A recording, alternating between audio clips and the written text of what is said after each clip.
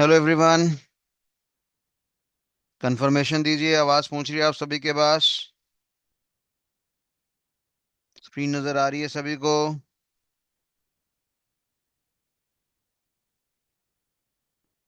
Good.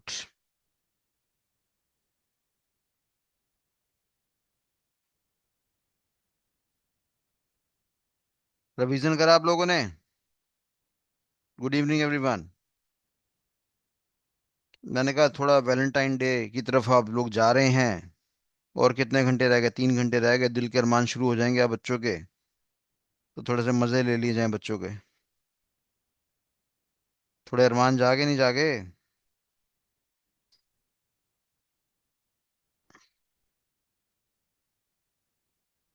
चलो, बहुत बढ़िया।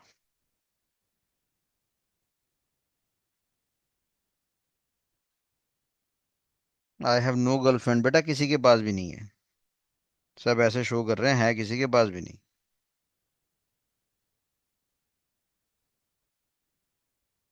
पहले पैसे आएंगे फिर गर्लफ्रेंड आएगी।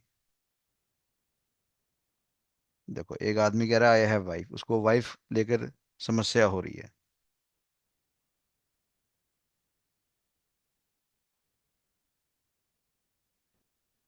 चलिए, स्टार्ट करते हैं।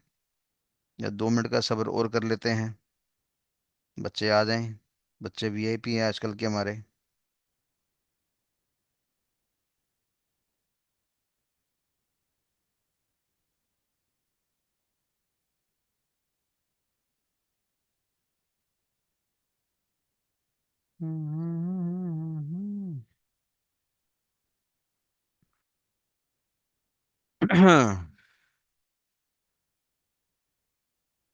ज्ञानी साहब, कुछ कहना है तो वो कर दो। आप क्या कहते हैं अपना, व्हाट्सएप में मैसेज भेज देना।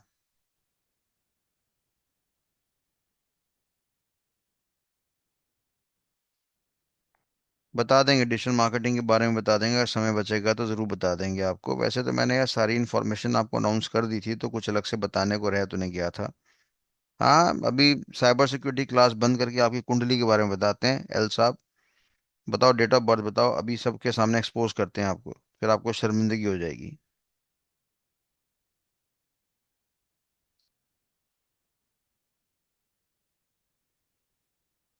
बताओ, सबने सबने डेट ऑफ बर्थ बतानी शुरू कर दी हैं। 17 2 तारीख 2007, 3 फरवरी, 26 तारीख, 22 तारीख। बहुत बढ़िया। ये एरिया ऐसा है, जब मर्जी मजे ले लो। चलिए जी, शुरुआत करते हैं। और रिकॉर्डिंग चल रही है हमारी। लास्ट क्लास की हमने रिकॉर्डिंग करी ही नहीं। ज्ञानी साहब, जो भी आपको मैसेज देना है वो इस नंबर पे आप मैसेज दे सकते हैं, 8750519151। ऑडियो ऑन करने में फिलहाल हम इंटरेस्टेड नहीं हैं, तो क्लास की तरफ हम चलते हैं। ठीक है जी। इस नंबर पे आप मेरे को मैसेज कर सकते हैं, किसी बच्चे का कोई सवाल होता है तो इस नंबर पे आप मैसेज कर सकते हैं। तो अपना हाथ डाउन कर लीजिए सर। और अभी हमारा जो फोकस है वो टोटली क्लास की तरफ फोकस आपका रहेगा।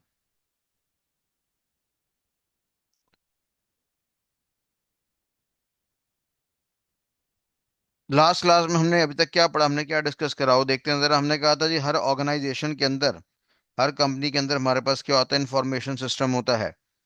इंफॉर्मेशन सिस्टम हर कंपनी के लिए बड़ी इंपॉर्टेंट चीज मानी गई है। बड़ी बड़ी कंपनी जितना भी काम करती है वो इंफॉर्मेशन सिस्टम के आधार पे काम करती है। और अगर मैं बोलूंगा तो कंपनी के पास 100 से ज्यादा इंफॉर्मेशन सिस्टम होते हैं हमारे पास। और हर इंफॉर्मेशन सिस्टम को संभालने के लिए हमारे पास बाकायदा कंपनी में क्या इस्तेमाल करी जाती है? टेक्नोलॉजी इस्तेमाल करी जाती है। अगर टेक्नोलॉजी का इस्तेमाल कर रहे हैं तो जाहिर सी बात है, वहाँ पे इंटरनेट का भी इस्तेमाल हो सकता है, या इंट्रानेट का इस्तेमाल हो सकता है, या एक्स्ट्रानेट का इस्तेमाल हो सकता है।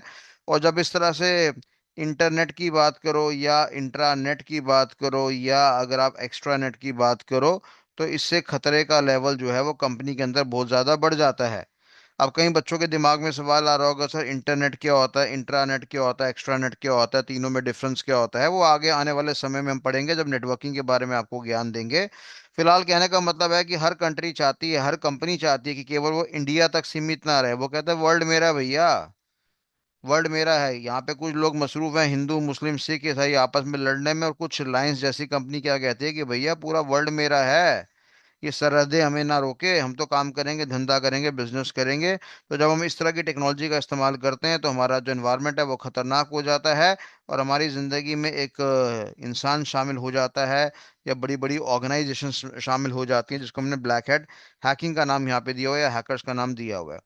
तो इन्फॉर्मेशन सिस्टम की बात करूंगा तो वहां पे किसका इस्तेमाल होता है? इन्फॉर्मेशन टेक्नोलॉजी का इस्तेमाल होता है। इन्फॉर्मेशन टेक्नोलॉजी की बात करूंगा तो तीन तरह की चीज़ों की मिलावट रहेगी, हार्डवेयर हो गया, सॉफ्टवेयर हो गया, और साथ में नेटवर्किंग का एनवायरनमेंट हो गया। तीन तरह की चीज़ों को हम इस्तेमाल करेंगे तो हमारे पास क्या बनेगा? कंपनी के अंदर, ऑर्गेनाइजेशन के अंदर आईटी का एनवायरनमेंट बनेगा, यानी इन्फॉर्मेशन टेक्नोलॉजी का एनवायरनमेंट बनेगा। हार्डवेयर के बारे में मैं आपको जानकारी दे चुका हूं कि ऐसे कंपोनेंट जिसको हम फिजिकली टच कर सकते हैं उसको हार्डवेयर का नाम दिया हुआ है। इनपुट डिवाइस होता है, प्रोसेसिंग डिवाइस होता है, आउटपुट डिवाइस होता है, और साथ में मेमोरी डिवाइस होता है। और आपको याद होगा 40 तरह की मेमोरी है, चाहे 42 तरह की मेमोरी के बारे में आपसे मैंने डिस्कस करा था। फिर मैंने कहा था हार्डवेयर को तुम टच कर सकते हैं, पर हार्डवेयर के साथ हमें काम करने के लिए क्या चाहिए? सॉफ्टवेयर चाहिए। और सॉफ्टवेयर की परिभाषा हमारे पास क्या होती है? Collection of programme. प्रोग्राम की परिभाषा क्या होती है? Collection of instructions arrange in a proper sequence. ठीक है Jay? Arrange in proper sequence which causes the computer to perform some particular process, उसको हमने क्या नाम दिया? सॉफ्टवेयर का नाम यहाँ पे दिया हुआ है। जब मैं सॉफ्टवेयर की बात करता हूँ तो सॉफ्टवेयर को टेक्निकली हमने तीन पार्ट्स में तोड़ा था, अगर आपको याद हो। जनरल पर्पस हो गया, एप्लीकेशन हो गया, सिस्टम सॉफ्टवेयर हो गया। और ऐसे सॉफ्टवेयर जो हमारे कंपलसरी होते हैं उसको हमने सिस्टम सॉफ्टवेयर का नाम दिया था। ऐसे सॉफ्टवेयर जो हमारे रिक्वायरमेंट्स पर आधारित होते हैं उसको हमने एप्लीकेशन सॉफ्टवेयर का नाम दिया था। और साथ ही साथ देखने वाली बात है, सिस्टम सॉफ्टवेयर की बात करेंगे तो मैंने बताया था वो छह तरह की होते हैं हमारे पास, जिसको हमने क्या नाम दिया था? डीपीएस का ओलू का नाम दिया था। डी का मतलब क्या था? डायग्नोस्टिक रूटीन हो गया। पी का मतलब प्रोग्रामिंग लैंग्वेज हो गया। एस का मतलब सब रूटीन हो गया। ओ का मतलब ऑपरेटिंग सिस्टम हो गया। एल का मतलब लैंग्वेज ट्रांसलेटर हो गया। और साथ ही साथ यू का मतलब मेरे पास यूटिलिटी रूटीन हो गया। ये सारी जानकारी हमारे समक्ष उपलब्ध थी। फिर प्रोग्रामिंग लैंग्वेज की बात करते हैं तो प्रोग्रामिंग लैंग्वेज को हमने फर्दर, आपको याद होगा, पांच भागों में क्लासिफाइड करा था। और पांच पार्ट्स कौन थे मेरे पास? फर्स्ट जनरेशन हो गया, सेकंड जनरेशन हो गया, थर्ड जनरेशन हो गया, फोर्थ जनरेशन हो गया, और फिफ्थ जनरेशन हो गया। लैंग्वेज ट्रांसलेटर के मुंह पे हमने क्या लगा दी थी? आपकी काई लगा दी थी। काई का मतलब क्या होता है? कंपाइलर हो गया, असेंबलर हो गया, इंटरप्रेटर होता है। ये लैंग्वेज ट्रांसलेटर क्या होते हैं अभी हमने कुछ भी डिस्कस नहीं करा। और लास्ट क्लास में जो हमने डिस्कशन करा था वो केवल किसके बारे में डिस्कशन करा था? आपका फर्स्ट जनरेशन लैंग्वेज के बारे में डिस्कशन करा था। फर्स्ट जनरेशन लैंग्वेज के बारे में अगर हम बात करेंगे तो आपको याद होगा मैंने क्या बताया था, कि जब मैं फर्स्ट जनरेशन लैंग्वेज की बात करता हूँ तो वहां पे जितना भी काम होता है वो सारा का सारा काम किसके द्वारा होता है? बाइनरी के द्वारा होता है। यानी कल को अगर हमें कोई प्रोग्राम क्रिएट करना है, कल को हमें कोई कलेक्शन ऑफ इंस्ट्रक्शंस को क्रिएट करना है, तो जितना भी काम होगा वो सारा का सारा 10 10 10 10 के द्वारा सारा का सारा परफॉर्म करा जाएगा। प्लस मैंने यहाँ पे क्या बताया था कि यार ये लैंग्वेज अपने में फास्टेस्ट मानी गई है, क्योंकि यहाँ पे किसी भी तरह का कोई लैंग्वेज ट्रांसलेटर का इस्तेमाल होता नहीं है। जो हमारा प्रोग्रामर है वो डेटा, वो प्रोग्रामिंग इंस्ट्रक्शंस बाइनरी में डालेगा, और जो मेरा कंप्यूटर का हार्डवेयर है वो भी बाइनरी समझेगा। तो इसको तब्दील करने के लिए हमें किसी प्रकार के कोई भी लैंग्वेज ट्रांसलेटर की आवश्यकता नहीं है। साथ साथ मैंने यहाँ पे क्या बोला था कि इसको लर्न करना, ठीक है जी, या राइट करना या डीबग करना हमारे लिए बड़ा डिफिकल्ट है। और डीबग को मैंने बताया था कि डीबग को टेक्निकली दो पार्ट्स में तोड़ा गया था। एक मेरे पास डी था, एक मेरे पास बग था। डी का मतलब क्या होता है? Scanning and rectification. बग का मतलब क्या होता है? Error and mistakes. तो डीबग करना यहाँ पे डिफिकल्ट था। फिर मैंने एक और बोला था कि इस भाषा को हमने लो लेवल लैंग्वेज का नाम दिया था, क्योंकि इस इन्वायरमेंट के अंदर जो भी मेरा प्रोग्रामर है उसको इंटरनल इंजीनियरिंग आर्किटेक्चर के बारे में जानकारी रखना पड़ेगा। और इंटरनल इंजीनियरिंग आर्किटेक्चर को टेक्निकली हमने क्या नाम दिया था? आपका हार्डवेयर का नाम यहाँ पे दिया हुआ था, कि उसको हार्डवेयर के बारे में जानकारी मेंटेन करनी पड़ेगी तभी काम होगा। क्या इस एनवायरनमेंट के अंदर प्रोग्राम को पोर्टेबिलिटी पॉसिबल है? क्या प्रोग्राम एक मशीन से दूसरी मशीन में जा सकता है? नहीं जा सकता, क्योंकि इस एनवायरनमेंट में हमें हार्डवेयर डिपेंडेंसी का ड्रॉबैक फेस करने को मिला था। ठीक है बच्चे? तो ये सारी जानकारी मैंने आपको बता दी थी। फिर मैंने कहा था फर्स्ट जनरेशन लैंग्वेज को हमने काफी सारे प्रायवाची नाम दिए थे। इसको हमने मशीन ओरिएंटेड लैंग्वेज का नाम भी दिया था, मशीन लैंग्वेज का नाम भी दिया था, बाइनरी लैंग्वेज का नाम भी दिया था, ऑब्जेक्ट लैंग्वेज का नाम भी दिया था, और उसको लो लेवल लैंग्वेज का नाम भी दिया था। और आपकी जानकारी के लिए मैंने बताया था लास्ट क्लास में कि फर्स्ट जनरेशन लैंग्वेज को भी लो लेवल लैंग्वेज का नाम दिया था और सेकंड जनरेशन लैंग्वेज को भी लो लेवल का नाम दिया था। तो लास्ट क्लास जिन बच्चों ने नहीं अटेंड करी थी, माफी चाहता हूँ, आपको समझ में नहीं आएगा क्योंकि ये लास्ट क्लास में हम लोगों ने डिस्कस करा था। अनफॉर्चुनेटली हम लास्ट क्लास को रिकॉर्ड करना ही भूल गए थे। तो काफी बच्चे अगर ये उम्मीद कर रहे हैं कि भैया हमें लास्ट क्लास की रिकॉर्डिंग देखने को मिल जाएगी, तो अफसोस वो आपको नहीं मिल पाएगी। किसी फ्रेंड से ही आपको पढ़ना पड़ेगा। अगर कोई आपका मित्र है उससे आप पढ़िए। अगर कोई मित्र आपका नहीं है तो फिर वेट करिए, कभी देखेंगे, फिर कभी दोबारा अगर टॉपिक रिवाइज करने के लिए मिलेगा तो टॉपिक को रिवाइज कर देंगे। फिलहाल मैं जानना चाहता हूँ कितने सारे स्टूडेंट्स हैं जिन्होंने लास्ट क्लास को अटेंड नहीं करा था। आई आई आई मेंशन कर देना, आई आई आई। हाँ, अगर एल साहब आपके पास पड़ी है रिकॉर्डिंग, अगर आपने रिकॉर्डिंग करी है तो मेरे को आप सेंड कर देना। सेंड कर देना, हम डाल देंगे उसके अंदर। ठीक है जी। तो यानी आई आई करके हमारे पास हैं। हाँ भैया, जो आप न्यू स्टूडेंट आप क्या करने आए हो? जब मैंने आपको 5-6 लेक्चर दे रखे हैं तो पहले आप उसको देखो भैया। आप सीधा मुंह उठा के आ जाओगे 7वीं 8वीं क्लास में, फिर आप उम्मीद करोगे कि सर मेरे को समझ में आना चाहिए। थोड़ा तो यार हमें अंडरस्टूड होना पड़ेगा ना। बच्चों को लाइव क्लास की बड़ी बेकरारी रहती है, और जो मैंने 6 लेक्चर आपको व्हाट्सएप में भेजे हैं कि सर इनको देखो, वो बच्चा देखता नहीं है, बताओ। ठीक है जी एल साहब, तो अब मेरे को आप व्हाट्सएप कर देना ताकि वो फिर रिकॉर्डिंग हम बच्चों को स्थापित कर देंगे, दे देंगे। ठीक है जी। अब जैसे भी ये देखेंगे कितनी अच्छी रिकॉर्डिंग होती है, कितनी अच्छी रिकॉर्डिंग नहीं होती। नहीं, अच्छे अच्छे सॉफ्टवेयर होते हैं। एक बंदी कैम करके सॉफ्टवेयर आता है, BNDICM। अगर आप वो सॉफ्टवेयर परचेज कर लेते हैं, खरीद लेते हैं, या उसका क्रैक वर्जन निकाल लेते हैं, तो आप रिकॉर्डिंग कर सकते हैं। ऐसी कोई दिक्कत वाली बात नहीं है। BANDACM, बंदी कैम नाम का सॉफ्टवेयर है। ये बड़ा प्यारा सॉफ्टवेयर है, किसके लिए? For the recording purpose. तो चलो, मैंने आपको होमवर्क दे दिया, घर बैठ के R&D करना, इस सॉफ्टवेयर का क्रैक वर्जन निकालना। मेरे से क्रैक वर्जन की डिमांड मत करना, इलीगल काम मैं नहीं करूंगा। ठीक है जी। कुछ बच्चे कह रहे हैं सर रिकॉर्डिंग में ऑडियो नहीं आ रही ढंग से। चलो, अच्छी बात है, नहीं आ रही तो बहुत बढ़िया बात है। राइट। ग्रेट। तो ये हमने सारी जानकारी आपको बताई थी सोर्स प्रोग्राम के बारे में। ऑब्जेक्ट प्रोग्राम के बारे में मैंने आपको इन्फॉर्मेशन दिया था कि जब आप किसी प्रोग्रामिंग लैंग्वेज में प्रोग्राम लिखते हैं तो उसको हमने सोर्स प्रोग्राम का नाम दिया था। एक बच्चे का सवाल है, सर सोर्स प्रोग्राम को समझा दीजिए। तो मैंने कहा था बेटा ये मैंने प्रोग्राम लिखा। प्रोग्राम की परिभाषा क्या होती है? Collection of instructions arrange in a proper sequence which causes the computer to perform some particular process. तो कल को मैं प्रोग्राम जब लिखूंगा तो मैं किसका इस्तेमाल करूंगा? सर जब भी हम प्रोग्राम लिखेंगे हमें भाषा का इस्तेमाल करना पड़ेगा। उसको हमने क्या नाम दिया? प्रोग्रामिंग लैंग्वेज का नाम दिया। कुछ अगर मैं एग्जांपल्स बोलूं तो सी नाम की भाषा का नाम आपने सुना होगा, C++ का भाषा का नाम आपने सुना होगा, जावा का नाम आपने सुना होगा, आपने पाइथन का नाम भी सुना होगा। ठीक है जी। कुछ बच्चे कह रहे हैं सर जावास्क्रिप्ट। बेटा जावास्क्रिप्ट को प्रोग्रामिंग लैंग्वेज नहीं कहते, उसको स्क्रिप्टिंग लैंग्वेज कहते हैं। पाप चढ़ता है। काफी सारे नालायक अपने आप को बहुत बड़ा डेवलपर कहते हैं और उनको ये नहीं पता होता है कि जावास्क्रिप्ट जो है प्रोग्रामिंग लैंग्वेज का पार्ट नहीं है। अब नेक्स्ट सवाल ये उठता है कि सर जावास्क्रिप्ट प्रोग्रामिंग लैंग्वेज का पार्ट नहीं है, तो अगर ये स्क्रिप्टिंग लैंग्वेज है तो दोनों में डिफरेंस क्या है? वो बात की बात है, जब पाइथन नाम की भाषा पढ़ाऊंगा तब आपको सिखा दूंगा। फिलहाल मैं अभी के लिए आपको जानकारी दे रहा हूँ कि जिनको भ्रम है कि हम बहुत बड़े डेवलपर्स हैं, उनको ये भी नहीं पता होता कि जावास्क्रिप्ट जो है वो प्रोग्रामिंग लैंग्वेज नहीं है, वो आपकी स्क्रिप्टिंग लैंग्वेज मानी गई है। उसी तरीके से कई बच्चे कहते हैं सर HTML भी तो लैंग्वेज है, CSS भी तो लैंग्वेज है। बेटा ये हाइपर टेक्स्ट मार्कअप लैंग्वेज है, ये कास्केडिंग स्टाइल शीट है हमारे पास। तो इनको प्रोग्रामिंग लैंग्वेज का दर्जा दूर दूर तक नहीं दिया जाता। ठीक है जी। तो इंटरव्यू में जब आपसे पूछा जाता है ना बेटा जावास्क्रिप्ट क्या है, और जब आप मुंह खोलते हो कि सर जावास्क्रिप्ट प्रोग्रामिंग लैंग्वेज है, HTML प्रोग्रामिंग लैंग्वेज है, CSS प्रोग्रामिंग लैंग्वेज है, तो समझो कि तुम्हारा काम हो गया और तुम कंपनी से सीधा बाहर हो। पर चलो कोई बात नहीं, आने वाले समय में आपको सारी जानकारी देंगे, ज्ञान देंगे, बताएंगे वो चीज़ें हमारे पास क्या होती है। तो जब मैं किसी प्रोग्रामिंग लैंग्वेज में प्रोग्राम लिखता हूँ तो बेटा इसको टेक्निकल भाषा में हमने क्या नाम दिया था? सोर्स प्रोग्राम का नाम यहाँ पे दिया था। और जब इसी प्रोग्राम को अल्टीमेटली हम किस में तब्दील करते हैं? 101010 में तब्दील करते हैं, बाइनरी कोड में तब्दील करते हैं। तो इस प्रोग्राम को हम लोगों ने बदले में क्या नाम दिया था? ऑब्जेक्ट प्रोग्राम का नाम दिया था। तो उम्मीद करता हूँ सारे बच्चों के डाउट यहाँ पे क्लियर हो चुके होंगे। अगर क्लियर हो चुके हैं तो डी नाम का शब्द दबा दीजिए, डी नाम का लेटर दबा दीजिए। फटाफट फटाक से, मेक इट फास्ट। ये रिवीजन मैंने आपके लिए करी है, अपने लिए नहीं करी है। मेरे को याद है, मेरे को सब आता है। मेरे को कहीं जाके नौकरी भी नहीं करनी है।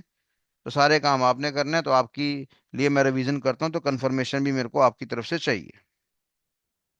ठीक है जी। अब ये रूबी लैंग्वेज है, R लैंग्वेज है क्या नहीं है, छोड़ो ना बात की बात है। अभी जो पढ़ा रहा हूँ वहां पे फोकस करो। टॉपिक से अभी हम भटक नहीं सकते। भटकने के लिए बड़े सारे संसाधन है मेरे पास। चलिए, बहुत बहुत शुक्रिया, आपने कंफर्मेशन दी। तो यहाँ तक हमने अभी तक आपका पूरी क्लास का रिवीजन करा था। मैं फिर बोल रहा हूँ कि जिन बच्चों की आज पहली क्लास है, भगवान आपकी आत्मा को शांति दे। अब आप आ गए हो तो बैठ जाओ, कोई दिक्कत वाली बात नहीं है। पर डेफिनेटली आप समझ जाना कि आपके 7 लेक्चर निकल चुके हैं। आपके 7 लेक्चर निकल चुके हैं। अब अगर आप ये उम्मीद करेंगे कि भैया मेरे को तो बहुत ही फर्स्ट लेवल से समझ में आ जाएगा, तो ये मेरे ख्याल से आपकी बेवकूफ़ी है। बाकी अब आप आ चुके हो तो आप बैठिए, आपका स्वागत है, अपने घर में ही बैठे हो। कोल्ड ड्रिंक्स पी के जाना, पॉपकॉर्न खा के जाना, लंच डिनर सब करके जाना। ठीक है जी। तो ये हमारे पास जानकारी होगी फर्स्ट जनरेशन लैंग्वेज के बारे में। हम क्या पढ़ रहे थे? हम पढ़ रहे थे आपका हायरार्की ऑफ प्रोग्रामिंग लैंग्वेज। और लास्ट क्लास में मैंने क्या बताया था कि प्रोग्रामिंग लैंग्वेज की हायरार्की होती है। और इसको घटिया भाषा में हमने क्या नाम दिया था? घटिया भाषा में हमने नाम दिया था टाइप्स ऑफ प्रोग्रामिंग लैंग्वेज। तो हमने कहा था जी हमारे पास भाषाएं कितने तरह की होती है? तो मैंने कहा था 5 तरह की होती है। फर्स्ट जनरेशन लैंग्वेज हो गया, सेकंड जनरेशन लैंग्वेज हो गया, थर्ड जनरेशन लैंग्वेज हो गया, फोर्थ जनरेशन लैंग्वेज हो गया, और साथ में फिफ्थ जनरेशन लैंग्वेज हो गया। लास्ट क्लास में मैंने आपको फर्स्ट जनरेशन लैंग्वेज के बारे में ज्ञान पूरा दे दिया था। अब जो हम स्टडी करने जा रहे हैं उसका नाम है सेकंड जनरेशन लैंग्वेज। ठीक है मेरे प्यारे बच्चों, हमारे पास क्या नाम है आपका? Second generation language. तो हेडिंग लिखिए फटाफट, कागज पेन में लिखिए, second generation language. Second generation language की बात करेंगे तो इसको हमने एक और नाम दिया है, इसको भी हमने लो लेवल लैंग्वेज का नाम दिया हुआ है। सर कितनी अजीब सी बात है। फर्स्ट जनरेशन लैंग्वेज को भी आपने लो लेवल लैंग्वेज का नाम दिया था, सेकंड जनरेशन लैंग्वेज को भी आपने लो लेवल का नाम यहाँ पे दे रखा है। ठीक है बच्चे।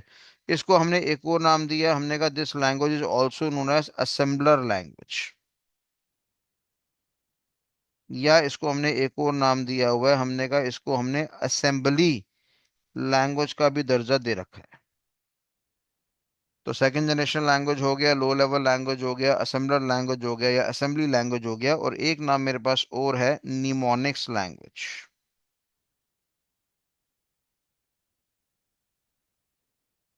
Mnemonics language. तो ये सर इतने सारे नाम, हमने कहा बिल्कुल सही बात है, इतने सारे नाम हमारे पास क्या प्रायवाची नाम है। और किसके प्रायवाची नाम है? हमारे पास सेकंड जनरेशन लैंग्वेज के। ठीक है जी। तो पहला पॉइंट लिखिए यहाँ पे, it is based on the concept of, it is based on the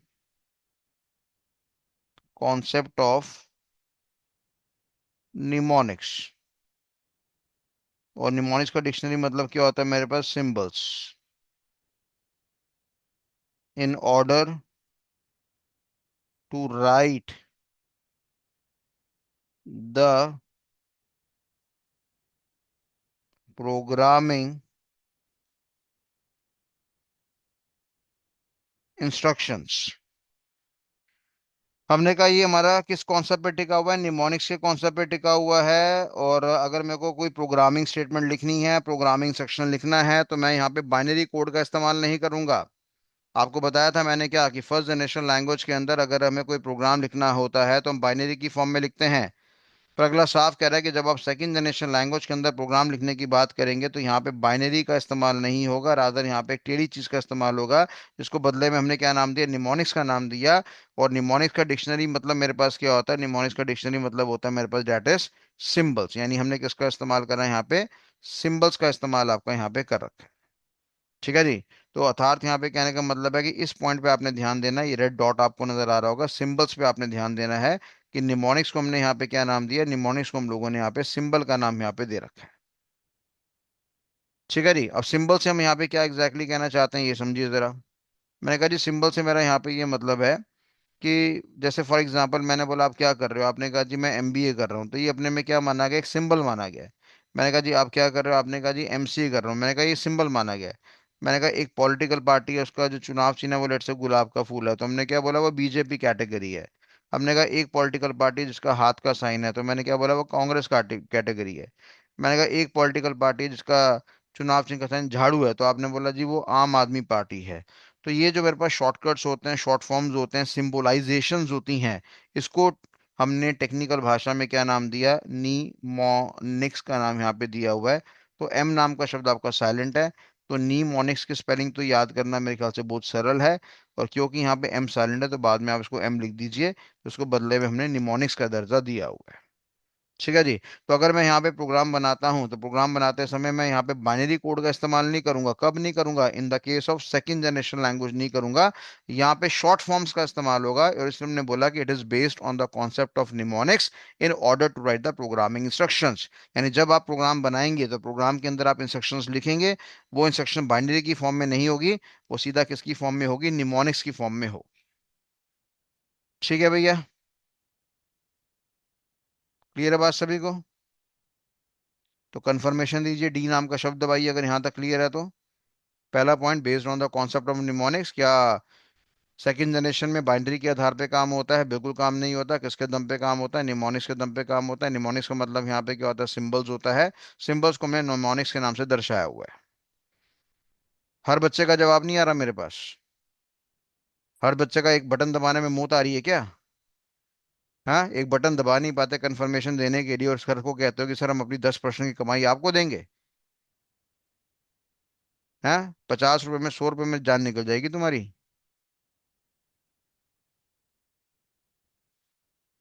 तो ये हमारे पास कहने का मतलब है कि हमने पहला पॉइंट यहाँ पे स्टडी कर लिया। अब दूसरा पॉइंट यहाँ पे देखते हैं, सेकंड पॉइंट देखते हैं, लिखिए जरा। हमने कहा based on the concept of assembler, it is based on the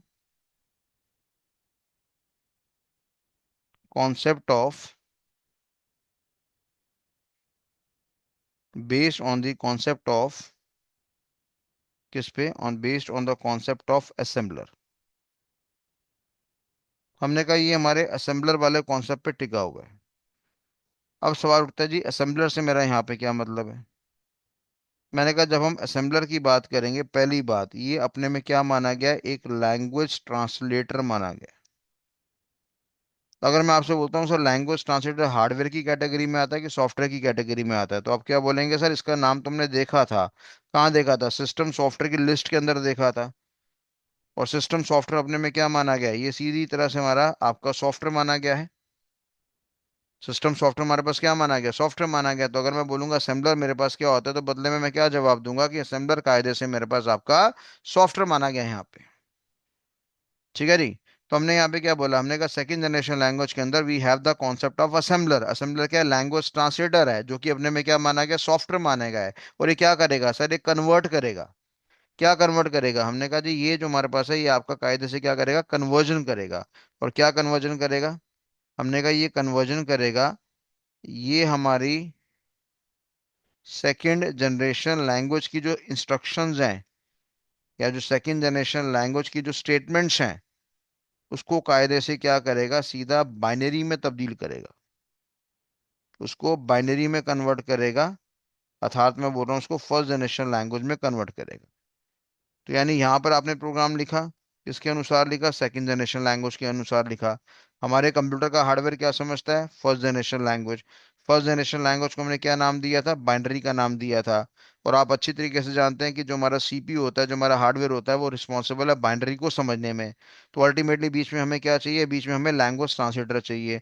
और ऐसे वाले लैंग्वेज ट्रांसलेटर को बदले में हमने क्या नाम दिया?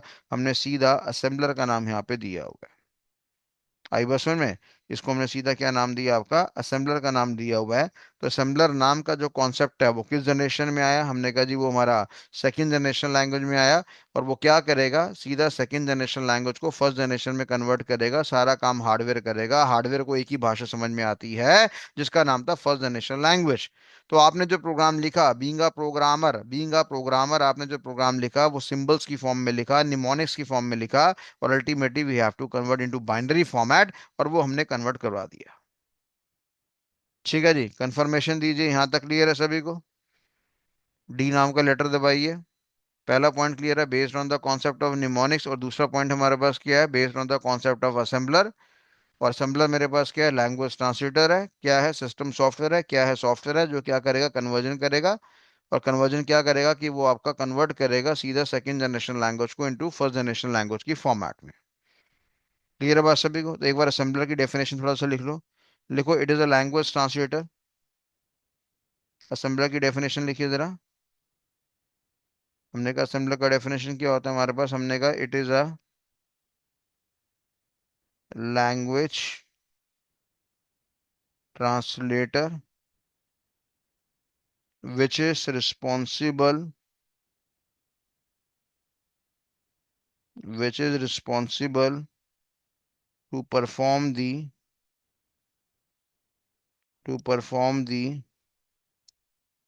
conversion of second generation language into first generation language. ये क्या लिखा है मैंने? Conversion, CONVERSION। हमने कहा असेंबलर क्या है, तो आप बोलेंगे असेंबलर अपने में एक लैंग्वेज ट्रांसलेटर माना गया है, जो क्या है, कन्वर्ट करेगा। किसको कन्वर्ट करेगा? मैंने कहा कन्वर्ट करेगा किसको? सेकंड को सीधा कन्वर्ट करेगा फर्स्ट में। मैंने कहा फर्स्ट में क्यों कन्वर्ट करेगा? फर्स्ट का मतलब होता है बाइनरी। हमारा हार्डवेयर क्या समझता था, क्या समझता है, क्या समझता रहेगा, तो उसको हमने बदले में क्या नाम दिया? बाइनरी समझता था, समझता है और समझता रहेगा। ठीक है जी। तो अगर मैं आपसे पूछूं सवाल कि क्या असेंबलर का जो इस्तेमाल है वो आपका फर्स्ट जनरेशन में होता था, तो जवाब दीजिए यस और नो में। अगर मैं आपसे पूछूं कि असेंबलर का इस्तेमाल जो है, क्या वो फर्स्ट जनरेशन लैंग्वेज में होता था? Do we need to have the involvement of assembler in case of first generation language? Excellent, सभी बच्चों ने आंसर नो दिया है। अब मैं बोलूं क्या सेकंड जनरेशन लैंग्वेज जो है, सेकंड जनरेशन लैंग्वेज में क्या असेंबलर का इस्तेमाल होता है? ठीक है जी। जिसका ट्वेल्थ का बोर्ड है भैया वो जाइए अपना घर जाइए, कोई दिक्कत वाली बात नहीं है। अपने बोर्ड पे ध्यान दीजिए।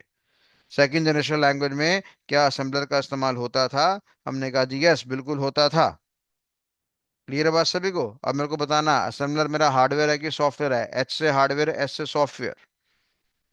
असेंबलर मेरा हार्डवेयर है कि सॉफ्टवेयर है? एच से हार्डवेयर, एस से सॉफ्टवेयर। बहुत बढ़िया, सब ने कहा सर सॉफ्टवेयर है। अब जवाब देना, एप्लीकेशन सॉफ्टवेयर है कि सिस्टम सॉफ्टवेयर है? सिस्टम सॉफ्टवेयर होगा तो एस एस लिखोगे, एप्लीकेशन होगा तो ए एस लिखोगे।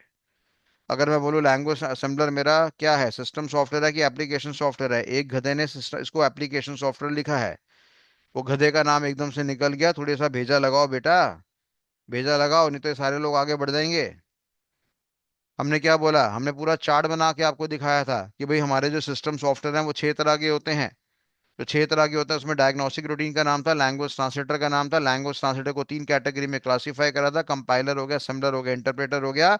और असेंबलर मेरा सेकंड जनरेशन लैंग्वेज को बिलोंग करता है। क्लियर है बात सभी को?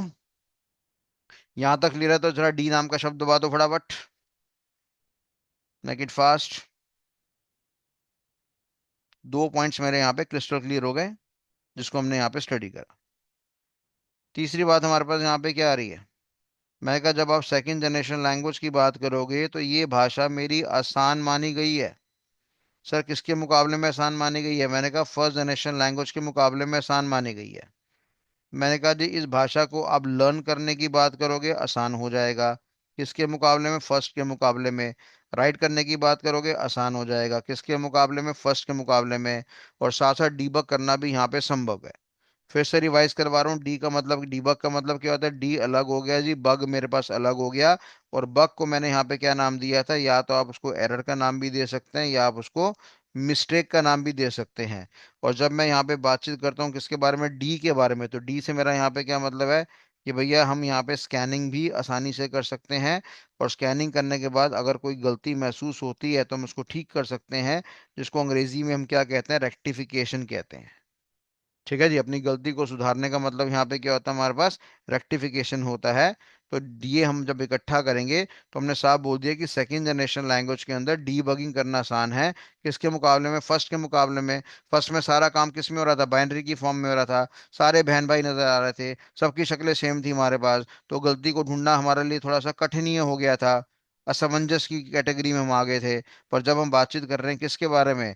आपके सेकंड जनरेशन के बारे में, तो सेकंड जनरेशन हमारी बेटर है, आसान है, सरल है फर्स्ट के मुकाबले में। हमेशा याद रखना कि जो भी नेक्स्ट जनरेशन आएगी वो हमेशा पिछली वाली से क्या होगी? बेटर ही होगी मेरे पास। तो अभी थोड़े समय बाद मैं आपको थर्ड जनरेशन लैंग्वेज के बारे में जानकारी पढ़ाऊंगा, तो उस समय मैं क्या बोलूंगा कि थर्ड जनरेशन मेरी सेकंड जनरेशन से बेटर है। भाई बेटर है तभी तो उसको इन्वेंट करा है, बेटर है तभी तो उसको लॉन्च करा है। बात समझ आ रही नहीं आ रही है? तो ये मेरे पास एक तीसरा पॉइंट हो गया कि second generation is much much better than as compared to first generation language. But on the other hand we can also say कि थर्ड जनरेशन इससे ज्यादा बेहतरीन आएगी, इससे ज्यादा सरल आएगी, इससे ज्यादा आसान आएगी। ठीक है जी। चलिए डी नाम का शब्द दबाइए अगर यहां तक क्लियर हो गया तो।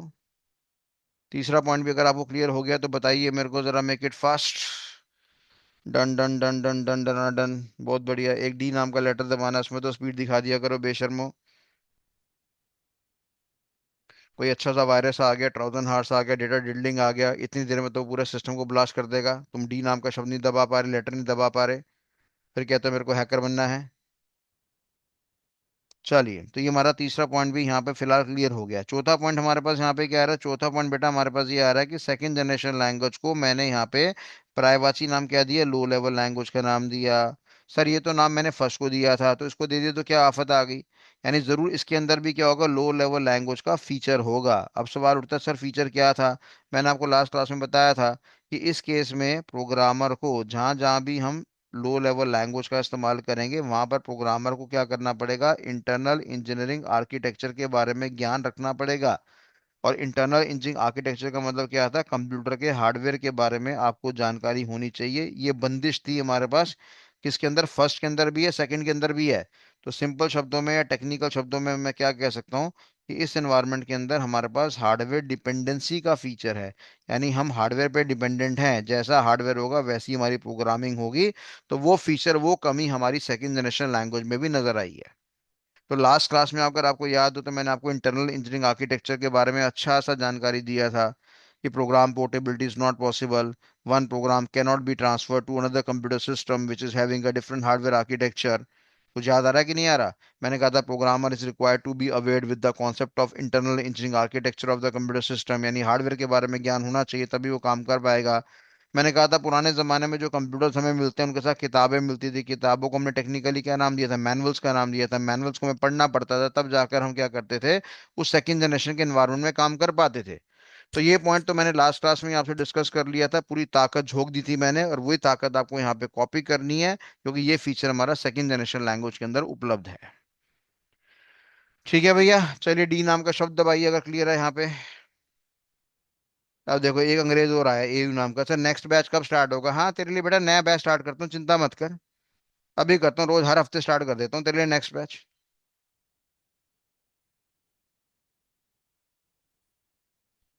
फिर एक हफ्ते बाद कोई नया बच्चा आएगा, वो कहेगा नेक्स्ट बैच स्टार्ट कर दूँ। दिन में 12 बैच स्टार्ट कर देता हूँ, 12 घंटे तो पढ़ाना ही है मेरे को। पता नहीं दिमागी संतुलन बच्चों का कहाँ खराब हो जाता है यार। साला समझ में नहीं आती कि यार ये भाई में वाकई में क्या साइबर सिक्योरिटी एक्सपर्ट बन पाएंगे? साइबर सिक्योरिटी वाला आदमी बताओ कितना खतरनाक होता है यार। वैसे आप बच्चे मेरे को बहुत प्यार दे रहे हैं, आप इतना प्यार दे रहे हैं कि आज मेरे को बड़े हाई हाई जगहों से फोन आया। बड़ी हाई हाई जगह से, हाई हाई महकमों से फोन आया। डिफेंस के महकमे से, इन्वेस्टिगेशन ब्यूरो के महकमे से, कि सर हमारी टीम भी कोर्स करना चाहती है। तो बहुत बहुत शुक्रिया अदा। आप में से कुछ बच्चे रेफर कर रहे होंगे कहीं ना कहीं किसी को, तो अच्छा लगता है। क्योंकि वो लोग भी देश की सेवा करते हैं तो हमें भी उनके साथ जुड़ने का मौका मिलेगा तो हम भी सेवा कर पाएंगे। चलिए, थैंक यू सो मच। तो यानी ये हमारे 4 पॉइंट्स क्लियर हो गए बच्चों। 4 पॉइंट्स हमारे पास क्लियर हो गए। 4 पॉइंट्स में हमें कोई भी समस्या नहीं है, कोई भी दिक्कत नहीं है। आओ एक बार फिर रिकैप कर लें। तो पहली बात मैंने क्या बोला? यहाँ पे जो भी प्रोग्रामिंग होगी वो किसके द्वारा होगी? निमोनिक्स के द्वारा होगी। अगर मैं बोलूंगा बेटा निमोनिक्स का सिंपल भाषा में मतलब बताओ, तो आप क्या बोलोगे? सर सिंबल्स होता है इसका मतलब। दूसरी बात मैंने क्या बोला कि यार ये जो भाषा है मेरी क्या है? ईजी है। किसके मुकाबले में ईजी है? फर्स्ट जनरेशन लैंग्वेज के मुकाबले में ईजी है। ठीक है जी। और उसके बाद मैंने यहाँ पे क्या बोला? यहाँ पे हमें क्या चाहिए? हमें एक लैंग्वेज ट्रांसलेटर चाहिए, जिसका नाम मेरे पास क्या है? असेंबलर। इंटरव्यू में सवाल पूछ लेंगे असेंबलर किस जनरेशन में था? सेकंड में था कि थर्ड में था कि फोर्थ में था? तो आप क्या बोलेंगे? सर सेकंड जनरेशन में था। सर क्या इस भाषा का आज भी इस्तेमाल होता है? बिल्कुल इस्तेमाल होता है बेटा। जब आपको हार्डवेयर लेवल की हैकिंग हैकिंग खेलना होता है ना, जब आपको हार्डवेयर लेवल की हैकिंग हैकिंग खेलनी होती है, हाई लेवल की हैकिंग खेलनी होती है, तो उस टाइम पे हमारे प्रोफेशनल्स को असेंबली लैंग्वेज का ज्ञान होना चाहिए। हालांकि ये टेढ़ा काम होता है, ठीक है ना, ये हर बंदा जान नहीं पाता है। ये जो 2-2 महीने वाले, 3-3 वाले जो अपने आप को बड़े तगड़े हैकर बोलते हैं, ठीक है ना, वो अल्टीमेटली इस लैंग्वेज के आसपास भी भटक नहीं पाते हैं। तो जब हमें हार्डवेयर लेवल की हैकिंग करनी होती है तो उस समय असेंबली लैंग्वेज का इस्तेमाल होता है। तो ये कहना कि असेंबली लैंग्वेज मार्केट से आउटडेट हो गई है, ऐसा कुछ नहीं है। बड़े हाई लेवल पे इस्तेमाल आ रही है। जहाँ पे प्रोफेशनल्स की नसें बंद हो जाती हैं वहां पे इस तरह की भाषा का इस्तेमाल होता है। ठीक है भैया। और प्लस हमने यहाँ पे क्या बोला कि इसको हमने क्या नाम दिया, लो लेवल लैंग्वेज का नाम दिया। तो लो लेवल लैंग्वेज तो एक फीचर है एक तरह से देखा जाए, ये कोई किसी पर्टिकुलर भाषा का नाम नहीं है। और ये ऐसा फीचर है जो हमारा फर्स्ट जनरेशन लैंग्वेज के अंदर भी उपलब्ध है और साथ ही साथ सेकंड जनरेशन लैंग्वेज के अंदर भी उपलब्ध है। तो फटाफट मेरे को कंफर्मेशन दो कि क्या ये 4 पॉइंट क्लियर हैं। D for done. D for done, साथ साथ नोट डाउन कर लेना, जिनकी हैंडराइटिंग खराब है स्क्रीनशॉट ले लेना। ठीक है जी। कंफर्मेशन देने में तो यार बड़ी यार तुम्हें आफत आती है तुम बच्चों को, यार बताओ 50% बच्चा कंफर्मेशन देता है, 50% कहता है बटन क्यों दबाऊं, बटन खिंच जाएगा, डेप्रिसिएशन हो जाएगा, मोबाइल फोन खराब हो जाएगा। ऐसे ऐसे कंजूस लोग बैठे हुए हैं। चलो, तो यहाँ तक हमारे पास क्लियर हो गया आपका किसके बारे में, सेकंड जनरेशन लैंग्वेज के बारे में जिसको हमने डिस्कस करा। अब यहाँ पर आती है हमारे पास जानकारी किसके बारे में, थर्ड जनरेशन लैंग्वेज के बारे में। तो देखिए जरा, नेक्स्ट जनरेशन मेरे पास कौन सी आ रही है, थर्ड जनरेशन लैंग्वेज। इसको हमने क्या नाम दिया, एक और नाम दिया, that is known as high level language. First generation को लो लेवल का नाम दिया था, थर्ड जनरेशन को हम लोगों ने यहाँ पे क्या नाम दिया, हाई लेवल लैंग्वेज का नाम यहाँ पे दे दिया। इसको हमने एक और नाम दिया, हमने कहा it is also known as procedural भाषा। इसको हमने क्या नाम दिया, प्रोसीजरल भाषा का नाम यहाँ पे दे दिया था। It is also known as procedural language. तो थर्ड जनरेशन लैंग्वेज हो गया, हाई लेवल लैंग्वेज हो गया, प्रोसीजर लैंग्वेज हो गया। ये नाम हमारे पास थर्ड जनरेशन की कैटेगरी में आते हैं। हमने कहा एक और नाम दिया इसको, इसको हमने नाम दे दिया compiler language. It is also known as compiler language. अब जाहिर सी बात है, थर्ड जनरेशन लैंग्वेज की मदद से हमें क्या लिखना है, हमें प्रोग्राम बनाना है। काफी सारे प्रोग्राम्स को अगर आप इकट्ठा करोगे तो क्या बन जाता है। चलो, ये सवाल मैंने आपसे पूछा, जवाब देना जरा। अगर हम काफी सारे प्रोग्राम्स को आपस में इकट्ठा करेंगे तो क्या बनेगा। 1 2 3 4 5 6 7 8, एक अंग्रेज कह रहा है एप्लीकेशन सॉफ्टवेयर। काफी सारे प्रोग्राम्स को हम इकट्ठा करेंगे तो क्या बनेगा, एक पता नहीं अंग्रेज कहाँ से पैदा हो गया, कहता है फर्मवेयर।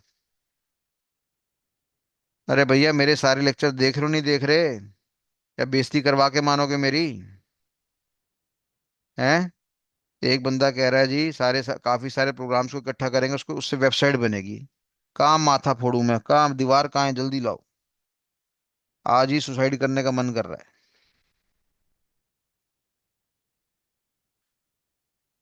ईश्वर सबको सामान्य बुद्धि क्यों नहीं देता।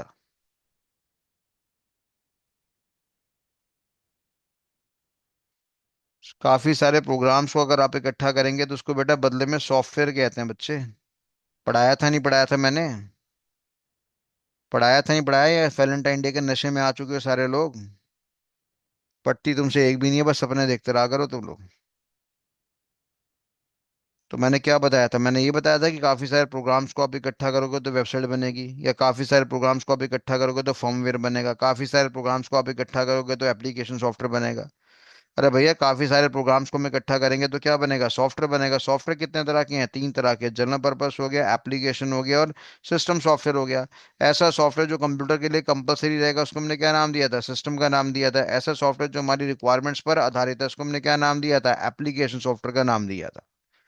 तो जाहिर सी बात है, जब मैं थर्ड जनरेशन लैंग्वेज का इस्तेमाल करता हूँ और जब मैं यहाँ पे प्रोग्राम को लिखने की बात करता हूँ, मान लो मेरे को यहाँ पे प्रोग्राम लिखना है, किस में लिखना है, थर्ड जनरेशन लैंग्वेज के अंदर।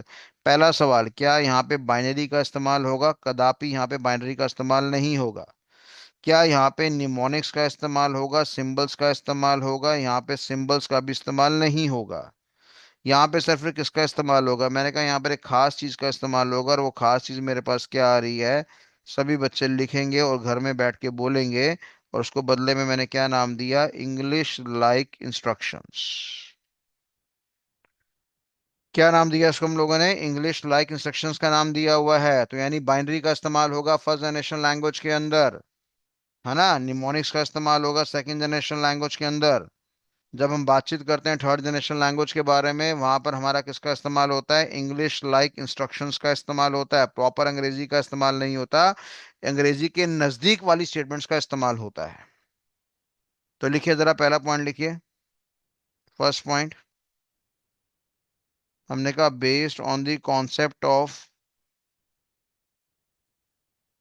based on the concept of English like instructions in order to write the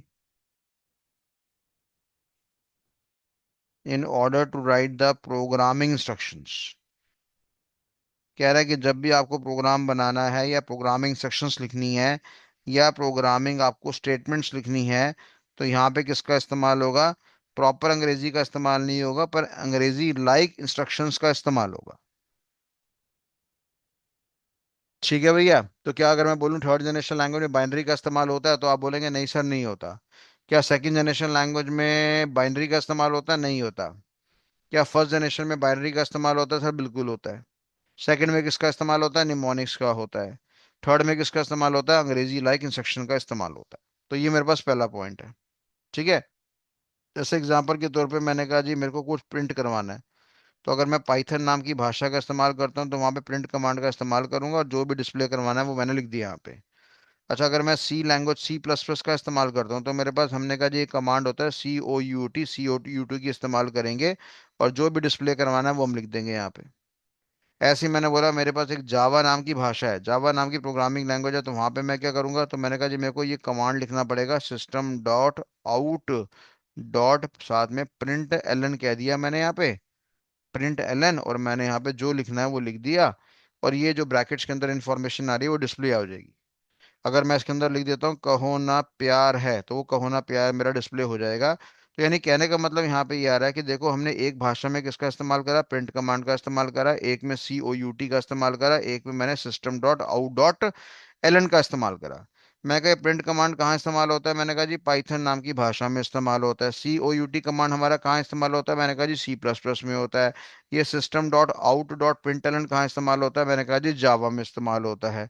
चलो जहाँ इतने नाम लिए वहाँ पे एक नाम और ले लेते हैं। मैंने कहा एक और हमारे पास कमांड होता है प्रिंटफ के नाम से। और प्रिंटफ की बात करूंगा तो ये कमांड कहाँ पे इस्तेमाल होता है? सी लैंग्वेज नाम की सी भाषा के अंदर इस्तेमाल होता है। ठीक है भैया। तो ये system dot out dot println ये क्या है? अंग्रेजी लाइक इंस्ट्रक्शन है, अंग्रेजी के नजदीक वाली स्टेटमेंट्स हैं। हालांकि इसमें बड़ा गहरा मतलब होता है कि सिस्टम का अपना मतलब होता है, आउट का अपना मतलब होता है, प्रिंट एलन का अपना मतलब होता है। सिर्फ ये समझाने में मेरे को पौना घंटा लग जाएगा आपको। पर हम लोगों ने यहाँ पे क्या करा, थर्ड जनरेशन लैंग्वेज के अंदर जब भी हमें प्रोग्राम लिखना है तो ना तो बाइनरी का इस्तेमाल होगा ना निमोनिक्स का इस्तेमाल होगा, किसका इस्तेमाल होगा? इंग्लिश लाइक इंस्ट्रक्शंस का इस्तेमाल होगा। फटाफट कंफर्मेशन दीजिए पहला पॉइंट क्लियर है कि नहीं है? अगर क्लियर है तो CL दबा दीजिए। यहाँ पे अब डी नहीं दबाना, अब CL दबाना है। अब यहाँ पे CL दबाना है। अगर आपको पहला पॉइंट क्लियर है तो हमने कहा based on the concept of English like instructions in order to write the program instructions. Very good, सबका जवाब इस बार बहुत स्पीड से है, बहुत ही बढ़िया। ऐसे लगता है ना, मन लगता है ऐसे पढ़ाने में। ठीक है भैया। चलो गौरव जी मुबारक हो। सिस्टम गौरव जी आपने सिस्टम डॉट प्रिंटलन का कमांड लिखा है पर आपकी जानकारी के लिए बता दूं आपको जावा आती नहीं। सिस्टम क्लास होती है, क्लास का जो एस होता है वो बड़ा होता है। तो आपने एस छोटा लिख दिया सर, आपको एरर मैसेज आएगा। वहां का जो कंपाइलर है वो आपको बदले में एरर मैसेज देगा, चाहे भले ही आप बीटेक कर रहे हैं। पर कोई बात नहीं, आई नो सर नहीं बेटा, गेम फेल होगी आपकी।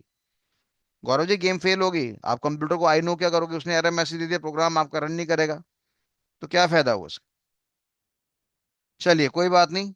एनी हाउ आगे बढ़ते हैं। पहला पॉइंट हमारा यहाँ पे क्लियर हो गया। अब हम यहाँ पे आगे बढ़ने जा रहे हैं। सेकंड पॉइंट लिखिए। सेकंड पॉइंट है मेरे पास based on the concept of, it is based on the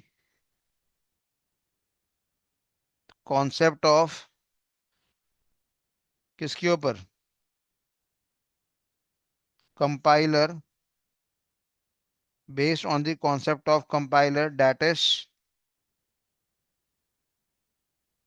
language translator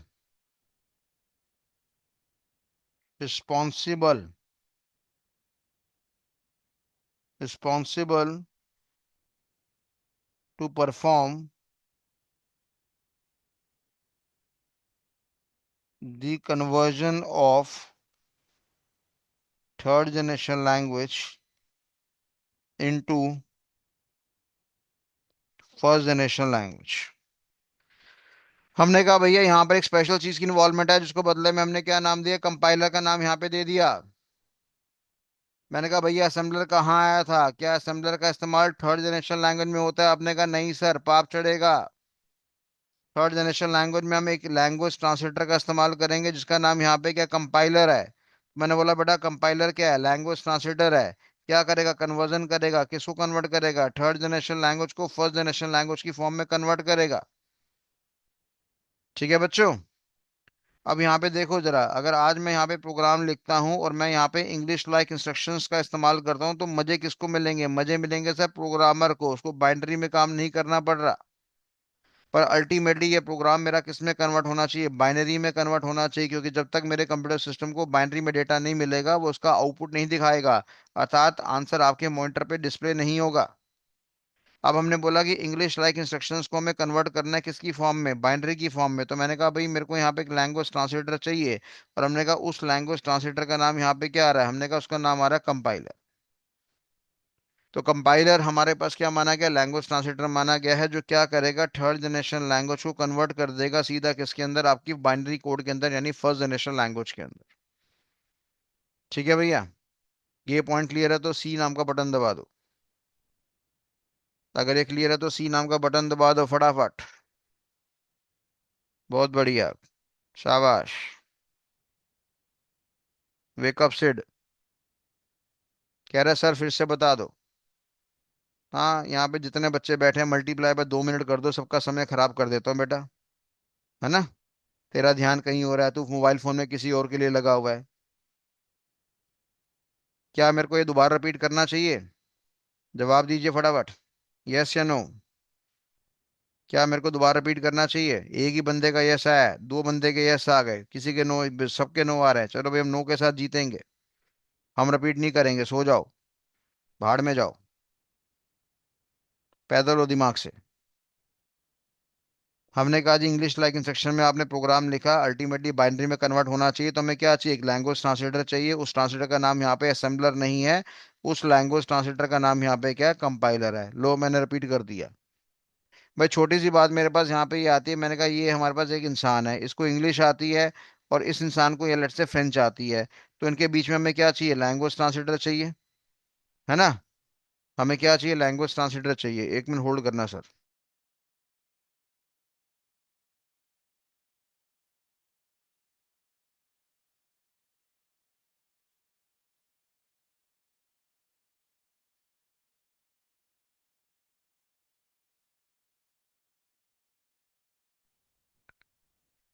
तो कहने वाली बात यहाँ पे ये आ रही है इस एनवायरनमेंट के अंदर कि मेरे को यहाँ पे लैंग्वेज ट्रांसलेटर चाहिए। तो मैंने कहा मेरे को एक ऐसा बंदा चाहिए जिसको इंग्लिश के बारे में भी ज्ञान होना चाहिए और फ्रेंच के बारे में भी ज्ञान होना चाहिए। तो फ्रेंच ट्रांसलेटर मेरे को चाहिए। ठीक है भैया। मैंने कहा एक नया आदमी आ गया। इस नए आदमी की बात करूंगा, इसको अंग्रेजी आती है, और अल्टीमेटली इसको क्या आती है? जापानीज आती है। अब मेरे को जवाब दो फटाफट, कि जिसको इंग्लिश और फ्रेंच आती थी, क्या वो यहाँ पे आके बंदा काम कर सकता है? यस या नो में जवाब देना फटाफट मेरे को। कि जिसको इंग्लिश और फ्रेंच आती है, क्या वो इंग्लिश और जापानीज के बीच में बातचीत करवा पाएगा? यस या नो? कि नया आदमी चाहिए होगा? नया आदमी चाहिए होगा। कुछ लोग मेंटल हरकतें कर रहे हैं, कह रहे हैं यस सर वो ये आदमी काम कर लेगा। है ना? तो कहने का मतलब यहाँ पे है कि भाई यहाँ पे हमें नया आदमी चाहिए होगा, यानी हमें वो आदमी चाहिए होगा जिसको इंग्लिश के बारे में भी जानकारी होनी चाहिए, साथ में जापानीज के बारे में भी हमारे पास जानकारी होनी चाहिए। तो उसी तरीके से अगर मैं आपसे बात करता हूँ बेटा कि असेंबलर के बारे में अगर मैं बातचीत करूंगा, तो असेंबलर किस जनरेशन में इस्तेमाल होता है? तो बदले में आप क्या जवाब देंगे? सर सेकंड जनरेशन में इस्तेमाल होता है, और इस सेकंड को फर्स्ट में तब्दील करेगा। उसी तरीके से मैंने आपसे बोला कि बेटा बताओ मेरे को कंपाइलर किस में किसके लिए इस्तेमाल होता है? तो आप क्या बोलेंगे? ये थर्ड जनरेशन लैंग्वेज को सीधा फर्स्ट जनरेशन लैंग्वेज में तब्दील करेगा। अब एक बच्चा सवाल कर रहा है कि सर थर्ड जनरेशन लैंग्वेज से इसको सेकंड में नहीं करना चाहिए था, सेकंड से इसको फिर फर्स्ट में करना चाहिए था। बेटा हमें काम किससे करवाना है? कंप्यूटर से काम करवाना है। तो हम सीधा क्या चाहते हैं? हम सीधा यही चाहते हैं कि थर्ड जनरेशन लैंग्वेज की जो स्टेटमेंट्स हैं वो बाइनरी में कन्वर्ट होनी चाहिए, क्योंकि अल्टीमेटली काम हमें कंप्यूटर से करवाना है। कंप्यूटर को क्या आता है? 10101010 आता है। तो स्वाभाविक सी बात है ये वाला रूल हमारा अदा ही नहीं होगा। तो कंपाइलर की बात करूंगा तो ये किसमें किसमें कन्वर्ट करेगा? थर्ड से फर्स्ट में कन्वर्ट करेगा। इतना क्लियर है तो भैया सी नाम का बटन दबा देना। इतना क्लियर है तो सी नाम का बटन दबा देना भैया। बहुत बढ़िया, बहुत बढ़िया, बहुत बढ़िया। चलिए बहुत बहुत धन्यवाद। आपकी उंगलियों को कष्ट हो रहा है, बहुत बहुत धन्यवाद। तो ये हमारे पास जानकारी हो गया किसके बारे में, थर्ड जनरेशन लैंग्वेज के बारे में। अब देखो थर्ड जनरेशन लैंग्वेज में एक तीसरा पॉइंट, बड़ा खास पॉइंट हमारे पास आ रहा है। ठीक है जी, लिखिए जरा, इन दिस केस, टेढ़ा पॉइंट है। In this case, programmer is not required to be aware with the concept of internal engineering architecture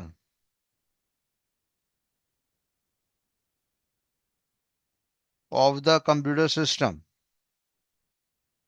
हमने यहाँ पे क्या बोला, हमने यहाँ पे ये बोला कि internal engineering architecture of the computer system के बारे में जानकारी प्रोग्रामर को रखने की जरूरत नहीं है। किस केस में? इन case of third generation language. यानी फर्स्ट की बात करूंगा, सेकंड की बात करूंगा तो हमें हार्डवेयर के बारे में जानकारी रखना पड़ता था, इसलिए मैंने क्या नाम दिया था, हार्डवेयर की बंदिश थी, हार्डवेयर का डिपेंडेंसी था इन case of first and second generation language. पर जब मैं थर्ड जनरेशन की बात कर रहा हूं तो थर्ड जनरेशन में साफ कह रहा है कि हमें हार्डवेयर के बारे में जानकारी रखने की जरूरत नहीं है। हमने कहा क्या इस एनवायरनमेंट के अंदर हमारा प्रोग्राम पोर्टेबिलिटी संभव है? मेरा सवाल आपसे कि क्या इस एनवायरनमेंट के अंदर हमारे पास आपका प्रोग्राम का पोर्टेबिलिटी, यानी प्रोग्राम को ट्रांसफर करना एक मशीन से दूसरी मशीन में, क्या वो संभव है मेरे पास? तो हमने कहा जायज सी बात है सर, बिल्कुल संभव है। और ये हमें आज की डेट में देखने को मिलता भी है। मान लो ये मशीन जो मेरी लगी है वो ऑफिस में लगी है, मेरा 9 से 6 का टाइम है काम करने का, 6 बजे नौकरी मेरी खत्म हो गई है, पर काम मेरा कंप्लीट नहीं है, बॉस को काम मैंने कल अगले दिन देना है। तो मैंने यहाँ पे क्या करा, मैंने इसको पेन ड्राइव में कॉपी करा, पेन ड्राइव में कॉपी करके यहाँ से इसको पेस्ट कर दिया, और फिर मैंने घर जाके काम करना स्टार्ट कर दिया। ये मेरा घर वाला सिस्टम है, ये मेरा ऑफिस वाला सिस्टम है। तो क्या मेरे को इन दोनों के हार्डवेयर के बारे में जानकारी रखनी थी? नहीं रखनी थी। और ये फीचर हमें कहाँ मिला? थर्ड जनरेशन लैंग्वेज में मिला। सेकंड की बात करूंगा, फर्स्ट जनरेशन की बात करूंगा, वहां तो बंदिश थी, पर यहाँ पे हमारे पास किसी प्रकार की कोई बंदिश नहीं है।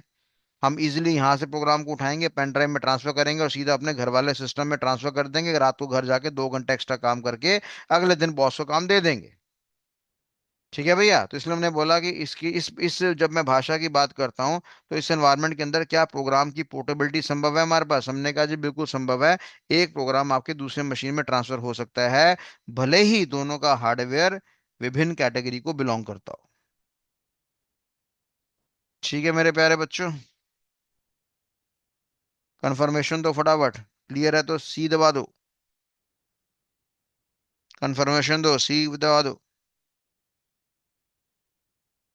ठीक है, बहुत बढ़िया, बहुत ही बढ़िया। तो यानी यहां तक आपका तीसरा पॉइंट भी क्लियर हो गया।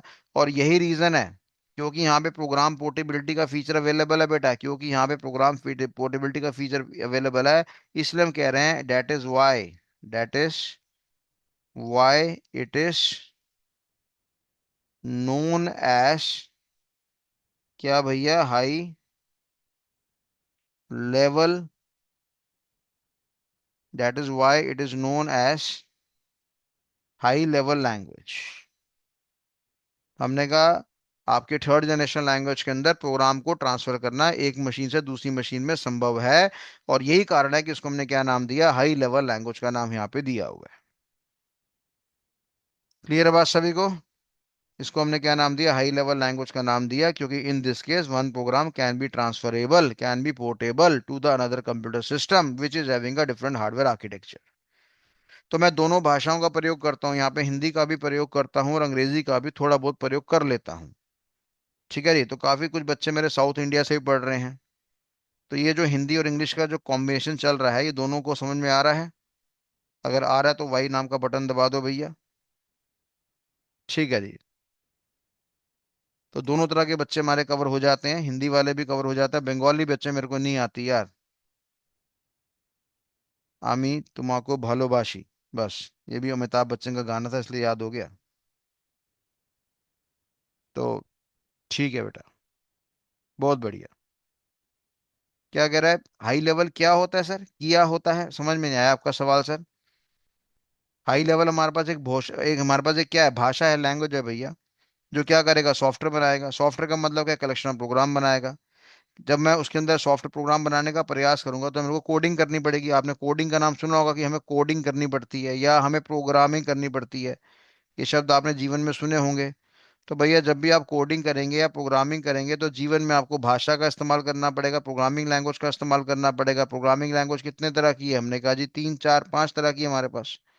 तो थर्ड जनरेशन को मैंने यहाँ पे क्या नाम दिया? हाई लेवल का नाम दिया। और हाई लेवल का नाम यहाँ पे क्यों दिया? क्योंकि मेरे प्रोग्रामर को उसके हार्डवेयर के बारे में जानकारी जानने की जरूरत नहीं है, जो मेरे को फर्स्ट में जानना पड़ता था, सेकंड में जानना पड़ता था, तकलीफ होती थी मेरे को। हार्डवेयर को जानना इतना आसान काम थोड़ी है। अंदर ट्रांजिस्टर कौन सा है, कैपेसिटर कौन सा है, कैथोड कौन सा है, एनोड कौन सा है, डायोड कौन सा है, एंड गेट कौन सा है, और गेट कौन सा है, नॉर गेट कौन सा है, एक्सॉर गेट कौन सा है। अब ये जानना, ये तकलीफ दे वाला काम था ना हमारे पास प्रोग्रामर के लिए। तो जितना ज्यादा तकलीफ दे रहेगा उतने लोग वहां पे कम काम करेंगे, ये बात तो बड़ी क्लियर है। तो हमने वो बंदिश हटा दी यहाँ पे, किस में? थर्ड जनरेशन में हटा दी। अब थर्ड जनरेशन लैंग्वेज के अंदर मेरे को प्रोग्राम को ट्रांसफर करना है एक मशीन से दूसरे मशीन में, भाड़ में जाए कि दूसरी मशीन का हार्डवेयर कौन सा है, मेरे को जानने की आवश्यकता ही नहीं है। तो मैं क्या कह सकता हूँ इस एनवायरनमेंट के अंदर, कि मेरे को इस एनवायरनमेंट के अंदर थोड़ा सा हार्डवेयर इंडिपेंडेंसी की सुविधा मिलती है।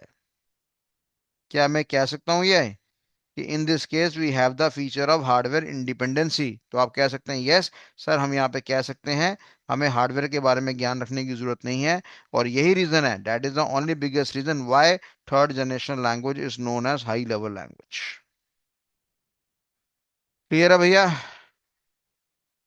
ठीक है जी। अब देखो ये बच्चे की अच्छी खासियत है ना, जिसने सवाल पूछा उसने ओके थैंक यू सर बोला, कितना बढ़िया है, यानी इसको तमीज है, मैनर्स है, ऐसे बच्चे होने चाहिए।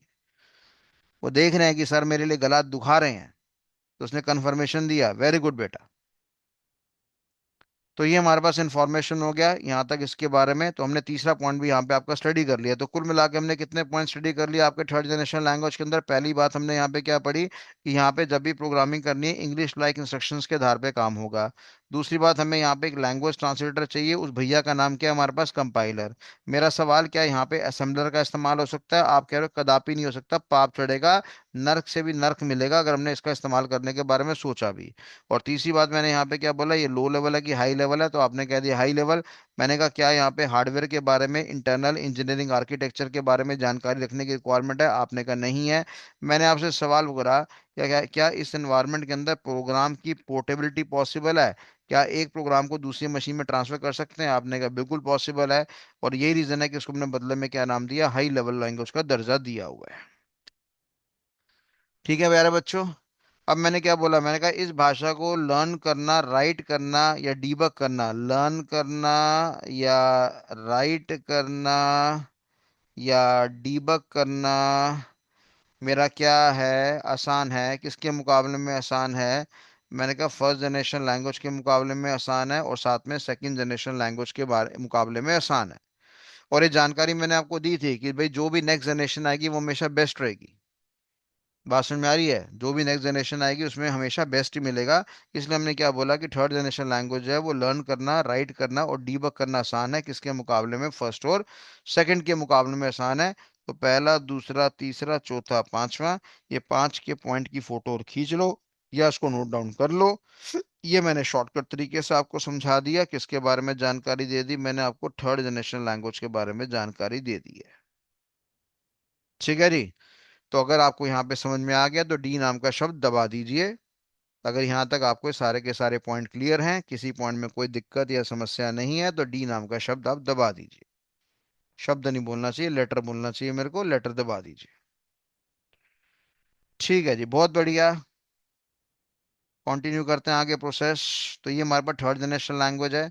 तो कुल मिलाकर देखने वाली बात यहाँ पर ये आ रही है कि सर थर्ड जनरेशन लैंग्वेज का नाम क्यों दिया? सर सेकंड के बाद तो थर्ड ही आता है, very good. High level language का नाम क्यों दिया? कि सर क्योंकि यहाँ पे sir programmer is not required to be aware with the concept of internal engineering architecture of the computer system, which means one program can be transferable, can be portable to another computer system which is having a different hardware architecture, and that is the reason why it is known as high level language. तो जितने मेरे बैंगलोर वाले बच्चे हैं, कलकत्ता वाले बच्चे हैं, मद्रास वाले बच्चे हैं, अंग्रेजी में मैंने बोल दी, एक हैदराबाद वाले बच्चे भी है, इनको अंग्रेजी पसंद है, तो साथ साथ मैं अंग्रेजी का प्रयोग कर रहा हूँ। उतनी हाई मात्रा में नहीं कर रहा जितनी हाई मात्रा में करना चाहिए। ठीक है जी। साथ साथ देखने वाली बात यहाँ पे हमने क्या बोला कि इस भाषा को हमने एक और नाम दिया, it is also known as compiler language. तो अब आप बता सकते हैं कि why it is known as compiler language. अगर इंटरव्यू में सवाल आता है why third generation language is known as compiler language, तो आप क्या बोलेंगे? Sir, it is based on the concept of language translator that is known as compiler, which is responsible to perform the conversion of third generation language into first generation language. हमने बोला क्योंकि यहाँ पे हमारे पास थर्ड जनरेशन लैंग्वेज के अंदर एक language translator होता है जिसको हमने क्या नाम दिया? कंपाइलर का नाम दे रखा है, और इसीलिए इसको बदले में हमने कंपाइलर भाषा का दर्जा यहाँ पे दिया हुआ है। चलो जी, ये पॉइंट भी क्लियर हो गया।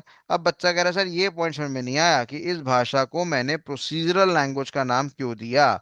Y third generation language is known as procedural language.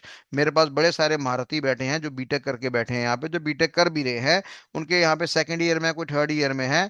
तो जवाब दो बड़ा फटाफट मेरे को कि भैया इसको हमने, हर बच्चे से मैं नहीं पूछ रहा, कुछ स्मार्ट बच्चे बैठे हैं मेरे पास जो पढ़े लिखे हैं। जवाब दो बेटा, कॉलेज में पढ़ा होगा आप लोगों ने, 17 लाख 18 लाख 25 लाख माँ बाप के आपने खर्चे करे हैं। तो आप बताइए इसको प्रोसीजर का नाम क्यों दिया? एक बच्चा कह रहा है ट्रांसफर डेटा के लिए। बिल्कुल गलत जवाब बेटा। ट्रांसफर डेटा के लिए तुमने इसको हाई लेवल लैंग्वेज का नाम दे दिया ना बेटा। अरे शर्माओ मत, मैं सिंपल सा सवाल पूछा हूं मेरे प्यारे बच्चों। एक भाई कह रहा है इंस्ट्रक्शन की लाइन बाय लाइन। अबे लाइन बाय लाइन तो इंटरप्रेटर का नाम आ गया मेरे बच्चे। मैं प्रोसीजरल की बात कर रहा हूं, अभी मैं इंटरप्रेटर की बात करूंगा। Because each and every instruction, because each and every instruction need to be specified. Very good, to some extent you are clear near. ठीक है जी, एडवांटेज होता है। चलो उल्टे सीधे जवाब दे रहे हो, कोई बात नहीं, कोई बात नहीं। अब ये सवाल उठ रहा है कि यार इसको हमने क्यों नाम दिया? इतना लेट क्यों हो गया मेरा भाई? एक मिनट होल्ड करना जरा।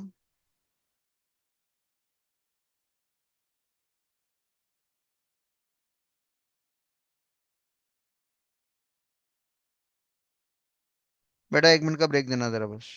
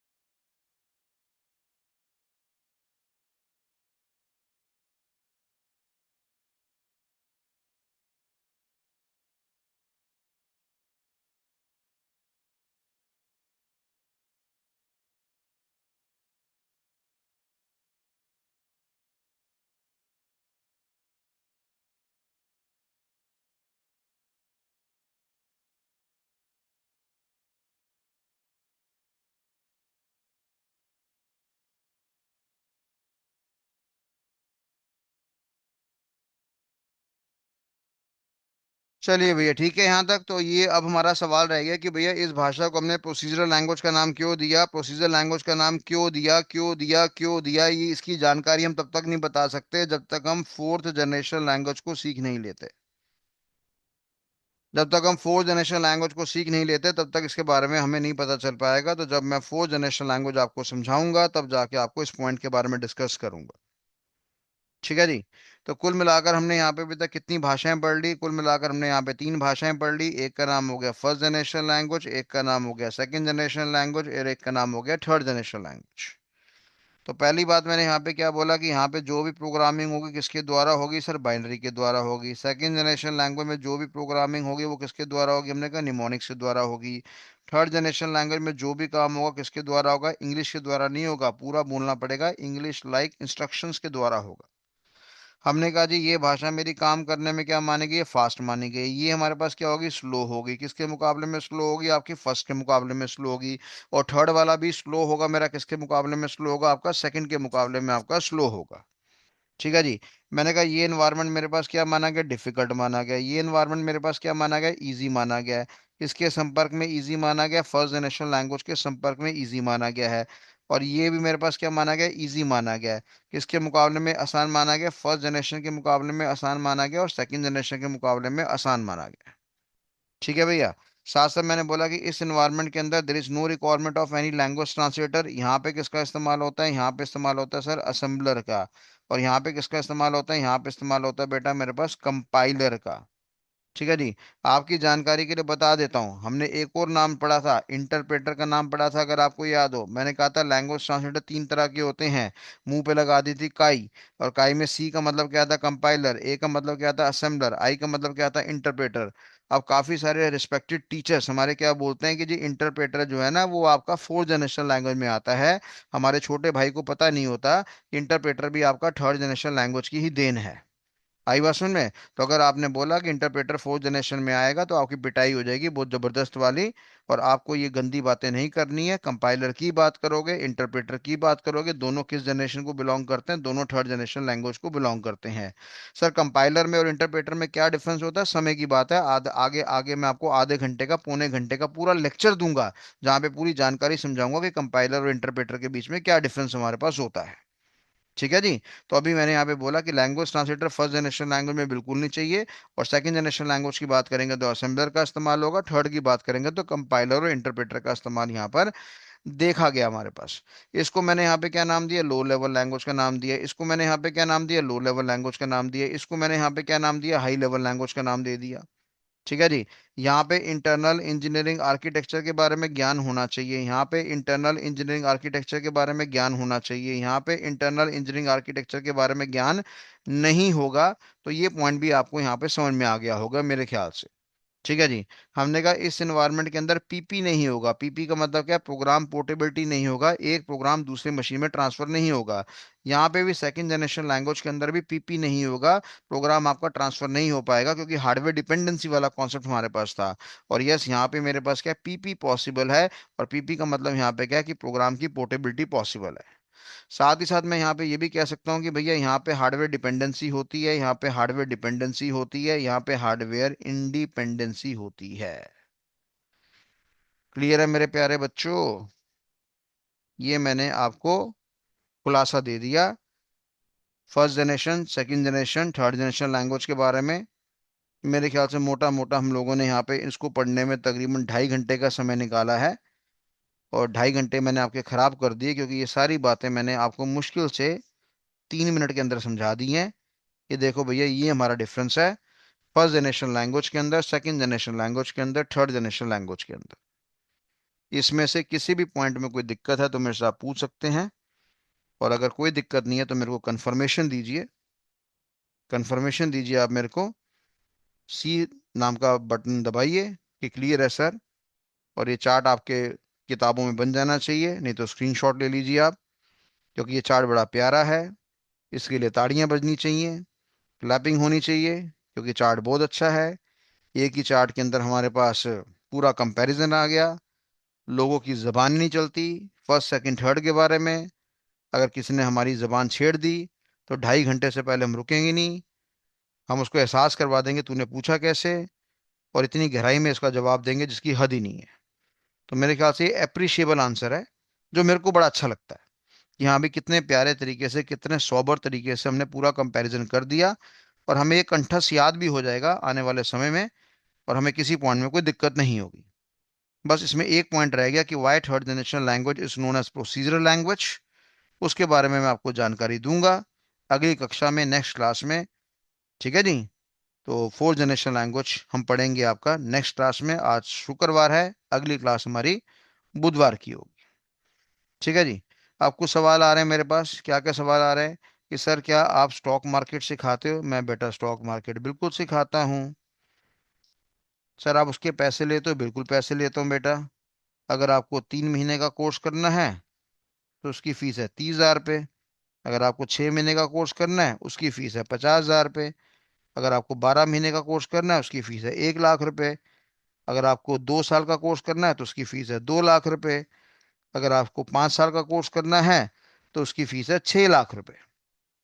ओहो सर इतनी ज़्यादा फीस? हाँ इतनी ज़्यादा फीस। तो स्टॉक मार्केट में पूरी जानकारी मिलती है। इसमें आपको स्टॉक मार्केट के बारे में भी जानकारी मिलती है, क्रिप्टो करेंसी के बारे में भी जानकारी मिलती है, फॉरेक्स के बारे में भी जानकारी मिलती है, और एमसीएक्स जिसको हम कॉमोडिटी एक्सचेंज कहते हैं, जहाँ पे गोल्ड हो गया, सिल्वर हो गया, सबके बारे में जानकारी दी जाती है, और पैसे कैसे कमाए जाते हैं वो सिखाया जाता है। पर अभी हमारे कुछ कंपनी से टाइप्स हुए हैं, बहुत बड़ी बड़ी कंपनी से टाइप हुए हैं। एक कंपनी का नाम है हमारे पास कॉइन स्विच फॉर एग्जाम्पल। मैंने कहा एक कंपनी का नाम है मेरे पास कॉइन डीसीएक्स। ठीक है जी। अगर आप मेरी एक रिक्वायरमेंट पूरी कर देते हैं, कॉइन स्विच में अकाउंट खोल लेते हैं, कॉइन डीसीएक्स में अकाउंट खोल लेते हैं, 1,000 1,000 रुपये जमा करवाते हैं, वो 1,000 रुपये आपके अकाउंट में ही रहेंगे, मेरे पास नहीं आएंगे। तो ये जो 1 साल वाला कोर्स है, जो आपको 1 लाख रुपए इसकी फीस जमा करानी पड़ती है, ये आपको पड़ जाता है एब्सोल्युटली फ्री। कोई भी पैसा आपको पे नहीं करना होता। आई बात समझ में? तो शॉर्टकट तरीके से मैं आपको जानकारी दे रहा हूँ। तो किसी बच्चे का स्टॉक मार्केट सीखने का मन हो, और स्टॉक मार्केट प्रॉपरली 1 साल पढ़ाई जाती है, लॉजिकली पढ़ाई जाती है। क्लासेस हमारी शाम को 4 बजे होती है, अगेन मंडे वेडनेसडे फ्राइडे होती है, हफ्ते में 3 दिन होती है। कभी 1 घंटा, सवा घंटा, 1.5 घंटा, जैसे आज हमारी क्लास पौने 2 घंटे तक चली स्टॉक मार्केट के ऊपर। तो मैं उसके यूट्यूब में वीडियोस डालता भी रहता हूँ, तो अगर आपका देखने का मन हो तो आप वहाँ पे देख सकते हैं। तो बस एक छोटी सी ये रिक्वायरमेंट है बस। अगर आप ये खोल लोगे तो बढ़िया, नहीं खोलोगे तो मैं कुछ हेल्प नहीं कर सकता। ठीक है जी। तो ये आपकी जानकारी होगी स्टॉक मार्केट के बारे में, जिसका मन करे वो पूछ लेना मेरे से।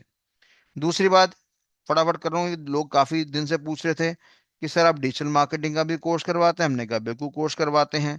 सर ये कोर्स का क्या हिसाब किताब है बेटा? 3 महीने का भी है, 6 महीने का भी है, और 12 महीने का भी, और 2 साल का भी है। सर इसके कितने पैसे लोगे? एब्सोल्युटली फ्री ऑफ कॉस्ट है। जैसे आपका ये क्या कहते हैं, stock market free of cost है, ऐसे ही आपका साइबर सिक्योरिटी भी फ्री ऑफ कॉस्ट है, ऐसे डिजिटल मार्केटिंग भी फ्री ऑफ कॉस्ट है। सर क्या हमें डिजिटल मार्केटिंग करना चाहिए? बिल्कुल पढ़ना चाहिए बेटा। कल को आप क्या करेंगे? आप जॉब करेंगे। सर हमें क्या जरूरत है डिजिटल मार्केटिंग में? जॉब करेंगे तो जॉब के लिए आपको अप्लाई करना पड़ेगा, मल्टीपल वेबसाइट्स में जाना पड़ेगा, लिंक्डइन में जाके कैसे काम करना है, नौकरी.com में जाके कैसे काम करना है, अपने आप को बेचना कैसे है, वो सारी जानकारी होती है। काफी सारे बंदे अपनी फ्रीलांसिंग करना चाहते हैं। फ्रीलांसिंग का मतलब कि अपनी कंपनी खोलना चाहते हैं, घर से काम करना चाहते हैं, क्लाइंट ढूंढना चाहते हैं। तो डिजिटल मार्केटिंग के बिना क्लाइंट ढूंढा नहीं जाता। काफी सारे लोग अपनी कंसल्टेंसी फर्म खोलना चाहते हैं, बिजनेस करना चाहते हैं, तो वो भी ये काम कर सकते हैं। ठीक है जी। काफी सारे लोग चाहते हैं कि यार मेरी बहन घर पे बैठी हुई है, वो बाहर नहीं जाने चाहिए, बदतमीजी वाला माहौल है, तो घर बैठ के वो लड़की मेरी पैसे कमा ले, तो वो पॉसिबल है। काफी सारे बच्चे चाहते हैं मेरी मम्मी भी कुछ सीख ले, वो भी पॉसिबल है। मेरा भैया भी सीख ले, वो पॉसिबल है। काफी सारे बच्चे जानते हैं कि भाई हम बिहार में रहते हैं, हमें दिल्ली जाके काम करना है, पर माँ बाप की तबीयत ठीक नहीं है, पर पैसे कमाने की बहुत ज्यादा चाहत है। तो अगर आप ये कोर्स कर लेंगे तो बहुत जल्दी पैसे कमा लेंगे। डिजिटल मार्केटिंग का एक ही फायदा होता है कि 3 महीने के अंदर आप पैसा कमाना स्टार्ट कर सकते हैं। आपका जो क्या कहते हैं हैकिंग वाला कॉन्सेप्ट है, या साइबर सिक्योरिटी वाला कॉन्सेप्ट है, उसमें जब तक आप बढ़िया स्ट्रांग नहीं होंगे, उसमें थोड़ा सा पैसे कमाने में दिक्कत आती है। पर ये डिजिटल मार्केटिंग तो बहुत बढ़िया है। यहाँ पे आप डॉगी बनाओ बिल्ली बन जाती है, बिल्ली बनाओ शेर बन जाता है, कुछ ना कुछ तो बन ही जाता है। ठीक है जी। और जिस तरह से डिजिटल मार्केटिंग हम पढ़ाते हैं, उसमें हम आपकी स्ट्रैटेजी बनाते हैं, और एक बिजनेसमैन माइंड बनाते हैं कि धंधा चलाया कैसे जाता है। गधों की तरह कैनवा में जाकर हम आपको पोस्ट बनाने सिखाते हैं। तो ये तीनों चीजें हमारी जो है फ्री ऑफ कॉस्ट अवेलेबल हैं। ये हमारा cyber security ethical hacking free of cost available है, digital marketing free of cost available है, stock market free of cost available है। ठीक है जी। ये सारी की सारी चीजें हमारे पास फ्री ऑफ कॉस्ट अवेलेबल है। राइट। और किसी बच्चे का कोई सवाल हो तो पूछ लो फटाफट। ठीक है जी। इसके अलावा कोई इन्फॉर्मेशन चाहिए हो आपको? 8750 519151। केवल व्हाट्सएप करें, कॉल मत करिए, कॉल अटेंड करके मेरा दिमाग थक चुका होता है। ठीक है जी। तो इस पे आप जानकारी ले सकते हैं। अब आपके ऊपर डिपेंड करता है कि भैया आप कितना समय दे सकते हैं, आपके पास कितना समय है, कितना समय नहीं है, वो सारी बातें हैं। सर एक बच्चे का सवाल है, सर क्या स्टॉक मार्केट में पढ़ने के लिए पैसा होना चाहिए? 1 रुपया नहीं चाहिए बेटा, 1 रुपया नहीं चाहिए आपका स्टॉक मार्केट पढ़ने के लिए। फिर सर हम पैसा कैसे कमाएंगे? स्टॉक मार्केट में आप नॉलेज ले लो। मार्केट में काफी सारी प्रॉप कंपनीज होती हैं जो कि फंडिंग देती हैं आपको। वो साफ कहते हैं कि आप क्लियर करके दिखाओ कि आपके पास दिमाग है, आपको कंपनी को स्टडी करना आता है, आपको इंडेक्स को स्टडी करना आता है, आपको कंपनी के चार्ट्स पढ़ने आते हैं, टेक्निकल एनालिसिस, फंडामेंटल एनालिसिस आपको आता है, डेरिवेटिव आता है, फ्यूचर आता है, ऑप्शन आता है, माइक्रो आता है, मैक्रो आता है, इकोनॉमिक एनालिसिस आता है, ग्लोबलाइजेशन एनालिसिस आता है, वो आपको आता है। और अगर आपको आता है तो डेफिनेटली वो आपको फंडिंग दे सकते हैं। कल को फ्यूचर में आप क्या बन सकते हैं? रिसर्च एनालिस्ट बन सकते हैं। 1 साल की पढ़ाई तमीज से करो, रिसर्च एनालिस्ट बन जाओगे। और रिसर्च एनालिस्ट का एक छोटा सा सेबी का पेपर होता है, वो आपको देना पड़ेगा। मेरे ख्याल 1400 या 1500 रुपए की उसकी फीस होती है। सर क्या वो हमें देनी पड़ेगी? नहीं, मैं अपना घर बेच के तुम्हारे लिए मैं फीस पे कर देता हूँ। तो यानी वो फीस आपको देनी पड़ेगी। अगर आपने वो पेपर क्लियर कर दिया तो आपने नाम के आगे बोल सकते हैं कि मैं सेबी रजिस्टर्ड रिसर्च एनालिस्ट हूँ। उसके बाद दुनिया जहाँ के लोगों को आप रिकमेंडेशन दे सकते हैं कि किस कंपनी का शेयर उठाना चाहिए, किस कंपनी का शेयर नहीं उठाना चाहिए। ऐसे काफी सारे बच्चे कंपनियां बाजार में खोलते हैं और लोगों से साल का 25,000 रुपये या 50,000 रुपये या 1 लाख रुपए कंसल्टेंसी फीस लेते हैं, और वो उसी बच्चे को मिलती है जो अपना दिमाग बढ़िया तरीके से प्रयोग में लाता है। ठीक है भैया? तो ये मैंने फटाफट आपको इन्फॉर्मेशन दे दी है। हाँ, आपका फ्रेंड करना चाहे, आपकी गर्लफ्रेंड करनी चाहे, आपकी मम्मी करनी चाहे, आपका फ्रेंड हो, आपका बॉयफ्रेंड हो, आपकी गर्लफ्रेंड हो, एक नहीं, चार पांच छह हो, सबको आपने केपेबल बनाना है। आपने मम्मी को देना है। ठीक है, वो आप कर सकते हैं। डिजिटल मार्केटिंग के लिए हमने कोई लाइव क्लास का कॉन्सेप्ट नहीं रखा हुआ है। हमने एक मोबाइल ऐप रखी हुई है, वो आप डाउनलोड करेंगे और उसका कनेक्शन आपको दे दिया जाएगा। हालांकि हमें क्लाउड सर्विस चार्जेस पे करने पड़ते हैं, पर फिलहाल अभी हम फ्री में दे रहे हैं, तो कोई भी चार्ज आपको नहीं करना। फ्री में आप सीख लो, फ्री में पैसे कमा लो। जब कभी आपसे गुरु दक्षिणा मांगेंगे तो जो आपका मन करे दे देना। 1 रुपया, 10 रुपया, 100 रुपया, 1,000 रुपया, 1 लाख, 10 लाख, 1 करोड़, 10 करोड़, 100 करोड़, जो आपका मन करे वो आप दे देना हमें। ठीक है जी, फिलहाल यहाँ पे हमारे पास कोई फीस का कॉन्सेप्ट नहीं है। और कुछ जानना चाहते हो? हाँ भैया, मंडे को क्लास है, मैंने आपको बोल रखे हैं। मंडे को क्लास नहीं है? नहीं, नहीं होगी क्या? क्यों, ऐसा क्यों? मैंने कुछ बोला क्या मंडे को क्लास नहीं होगी?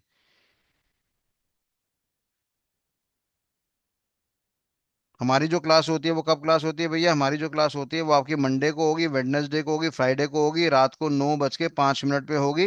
रात को होगी। और जो क्लास होती है, हम कहते हैं हमारा 1 घंटे का हिसाब किताब है, पर वो डेफिनेटली 1 घंटा, सवा घंटा, 1.5 घंटा, जैसे फ्लो है हमारा वैसे चलता रहता है। जैसे अभी हमारे पास ऑलमोस्ट ऑलमोस्ट 1 घंटा 17 मिनट हो चुके हैं हमारे पास। ठीक है जी, और कोई किसी को? अगर आप नए हैं तो बेटा मैंने आपको लेक्चर भेज रखे हैं, पहला, दूसरा, तीसरा, चौथा, पांचवा, छठा। ये आप कर लीजिए। सर क्या रिकॉर्डिंग मिलेगी? कोई रिकॉर्डिंग नहीं मिलेगी भैया आपको। रिकॉर्डिंग के लिए मेरे पैसे लगते हैं। अमेजोन वाला मेरा लिहाज नहीं करता। इतना पैसा कमा चुका है, वर्ल्ड का रिचेस्ट मैन बन चुका है, पर उसको हरामखोर को पैसे चाहिए, वो क्लाउड कंप्यूटिंग सर्विस के पैसे मांगता है। अगर आपको केवल रिकॉर्डिंग रिकॉर्डिंग खेलना है तो आप खेल लो, पर कुछ नहीं करना पड़ेगा आपको। 600 रुपये पर मंथ देने पड़ेंगे। काफी सारे बच्चों ने ये ऑप्शन अवेल करी है। ये 600 रुपये में मेरे को 1 रुपया भी नहीं बच रहा है। ये समाज सेवा वाली बात हो रही है, सारा पैसा गंजा खा रहा है, अमेजोन खा रहा है। ठीक है जी सर, आप यूट्यूब में इसको डाल दो। कैसे डाल दूं भैया? यूट्यूब में जब मैं हैकिंग के अटैक मारना स्टार्ट करूंगा, साला वहीं क्या हो जाएगा, वहीं मेरा वीडियो ब्लॉक हो जाएगा। जहां 2-3 स्ट्राइक आ गए वहां मेरा चैनल बंद हो जाएगा। खत्म कहानी बात, फिर ले लो तमाशा, कुछ भी नहीं एक्सेस कर पाओगे। अब स्टॉक की क्लासेस क्या ज्वाइन कर, व्हाट्सअप करना। कॉइन DCX, कॉइन स्विच है, कॉइन DCX है, उसका ऐप डाउनलोड कर लो। उसमें क्या कहते हैं अपना, क्या कहते हैं, आप एक काम करना ना, मैं बताता हूँ आपको। कॉइन स्विच में चले जाना। और वहां पे कहाँ जाओगे आप? अगर आपका वो एंड्रॉयड है तो प्ले स्टोर में जाओ, एप्पल है तो ऐप स्टोर में जाओ। और कॉइन DCX हो गया, ये हमारे बहुत बड़े कॉइन DCX से हमारा बड़ा तगड़ा कॉन्टैक्ट है, हम बहुत बड़े कंसल्टेंट हैं इसके। इनफैक्ट यहाँ के जो अकाउंट होल्डर्स होते हैं उनको हम सिखाते हैं कि बाजार में पैसे कैसे कमाते हैं और कैसे इन्वेस्टमेंट कहते हैं, ट्रेड करवाते हैं। तो इनका आप अकाउंट खोल लीजिए, 1,000 1,000 रुपये जमा करा दो, 500 भी करवा सकते हो, पर बेशर्मी मत दिखाओ, 1,000 रुपये तो जमा कराओ। कल को फ्यूचर में तुम्हें ट्रेड करवाना होगा, तुम कुछ तो करने लायक बनोगे। ठीक है ना? तो चिंडी चोरी वाली हरकतें मत करना। और ये 1,000 रुपये मेरे पास नहीं आएंगे, 1 रुपया मेरे पास नहीं आएगा, ना इसका कोई ब्याज आएगा मेरे पास, ये तुम्हारे पास ही पैसे रहेंगे। ओके जी, तो ये आप वहां जाके अकाउंट खोलो। वो आपसे क्या पूछेगा? KYC पूछेगा। ठीक है जी, वो आपसे क्या KYC में आधार कार्ड पूछेगा, आपसे पैन कार्ड पूछेगा, आपकी फोटो पूछेगा, आपकी मुंडी घुमाएगा, बोलेगा आंखें बंद करो, फोटो खींचो। बस खत्म कहानी बात, इतना सा काम आपको करना है। अकाउंट खुल जाएगा, फोटो मेरे को खींच के भेज देना। हमारा एक स्पेशल ग्रुप है, कम्युनिटी, उसमें मैं आपको डाल दूंगा। और जब आपकी क्लास होगी वो आप एक्सेस कर सकते हैं। ये तरीका है हमारे पास। ठीक है जी, कौन सी ऐप में डिजिटल मार्केटिंग है वो मैंने कम्युनिटी में डाल रखी थी, फिर से दोबारा डिमांड करना, मैं आपको भेज दूंगा, दोबारा से कम्युनिटी में डाल दूंगा, कम्युनिटी को फॉलो कर लो, डिजिटल मार्केटिंग की दोबारा एक्सेस कर लेना, बस को ऐप को डाउनलोड कर लेना, खत्म कहानी बात, मेरे पास पूरा स्टेटस आ जाता है। और वहां पे मैं बच्चों को अप्रूव कर दूंगा, अपना बैठ के देखो बस। और कोई सेवा मालिक? पहले वाला लेक्चर कैसे एक्सेस करें, अगर आपने मेरे को कांटेक्ट करा है तो मैंने आपको 1 2 3 4 5 6 यूट्यूब का लिंक्स आपको दिया हुआ है, पर आप नजरों से देखते ही नहीं हो सर। आप चेक ही नहीं करते हो, मैं क्या करूं उसमें फिर? आईओएस वालों के लिए कुछ नहीं है भैया, तुम अमीर आदमी हो, तुम कहाँ गरीबों से पढ़ने आ गए? हालांकि आईओएस के अंदर भी होता है, वहां पे लक्ष्य नाम का ओआरजी कोड आपको चेंज करना पड़ेगा, तब जाके काम होगा।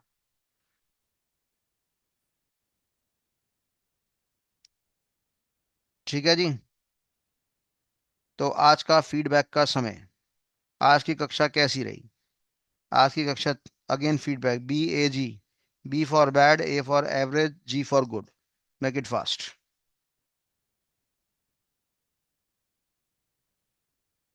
अच्छा, एक भाई ने कहा बैड है, बहुत बढ़िया, थैंक यू सो मच बेटा। मेरे को आप फीडबैक जरूर देना। मैं जानना चाहता हूँ क्यों बैड रही, और मैं उसको सुधारने का पूरा प्रयास करूंगा। नहीं नहीं, बाकी बच्चे नाराज मत हो बेटा। अच्छा, वो बी का मतलब ब्यूटीफुल था? अरे यार ऐसे मत दिल तोड़ा करो यार, मजे लेते हो तुम, हैं। भगवान करे गर्लफ्रेंड तुम्हारी तुम्हारे से मजे ले, कल का दिन नहीं है बेटा, चिंता मत करो। कल का दिन है।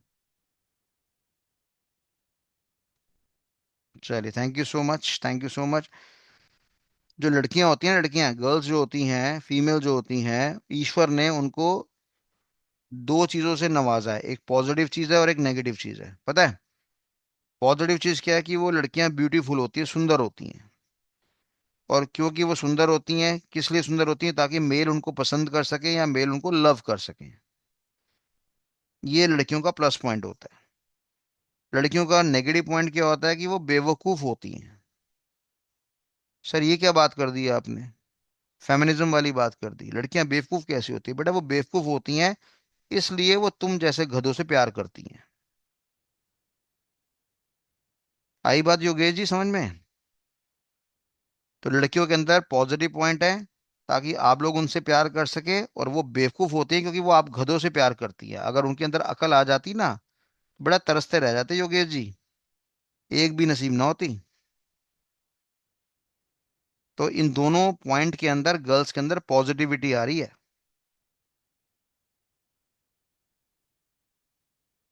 आई बात समझ में? तो वाह वाह तो कर दो अगर अच्छा लगा तो।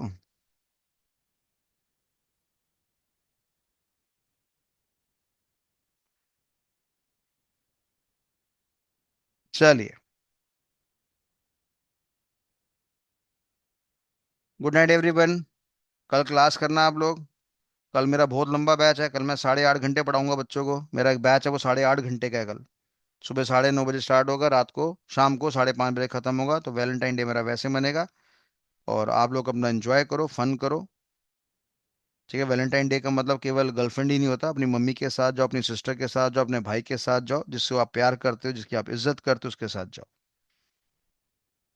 कोई बात नहीं बेटा, ब्लैक डे करके अफसोस नहीं करेंगे, अच्छा भी काम करेंगे, कुछ बढ़िया सा काम करेंगे। Take care, good night everyone, see you, bye.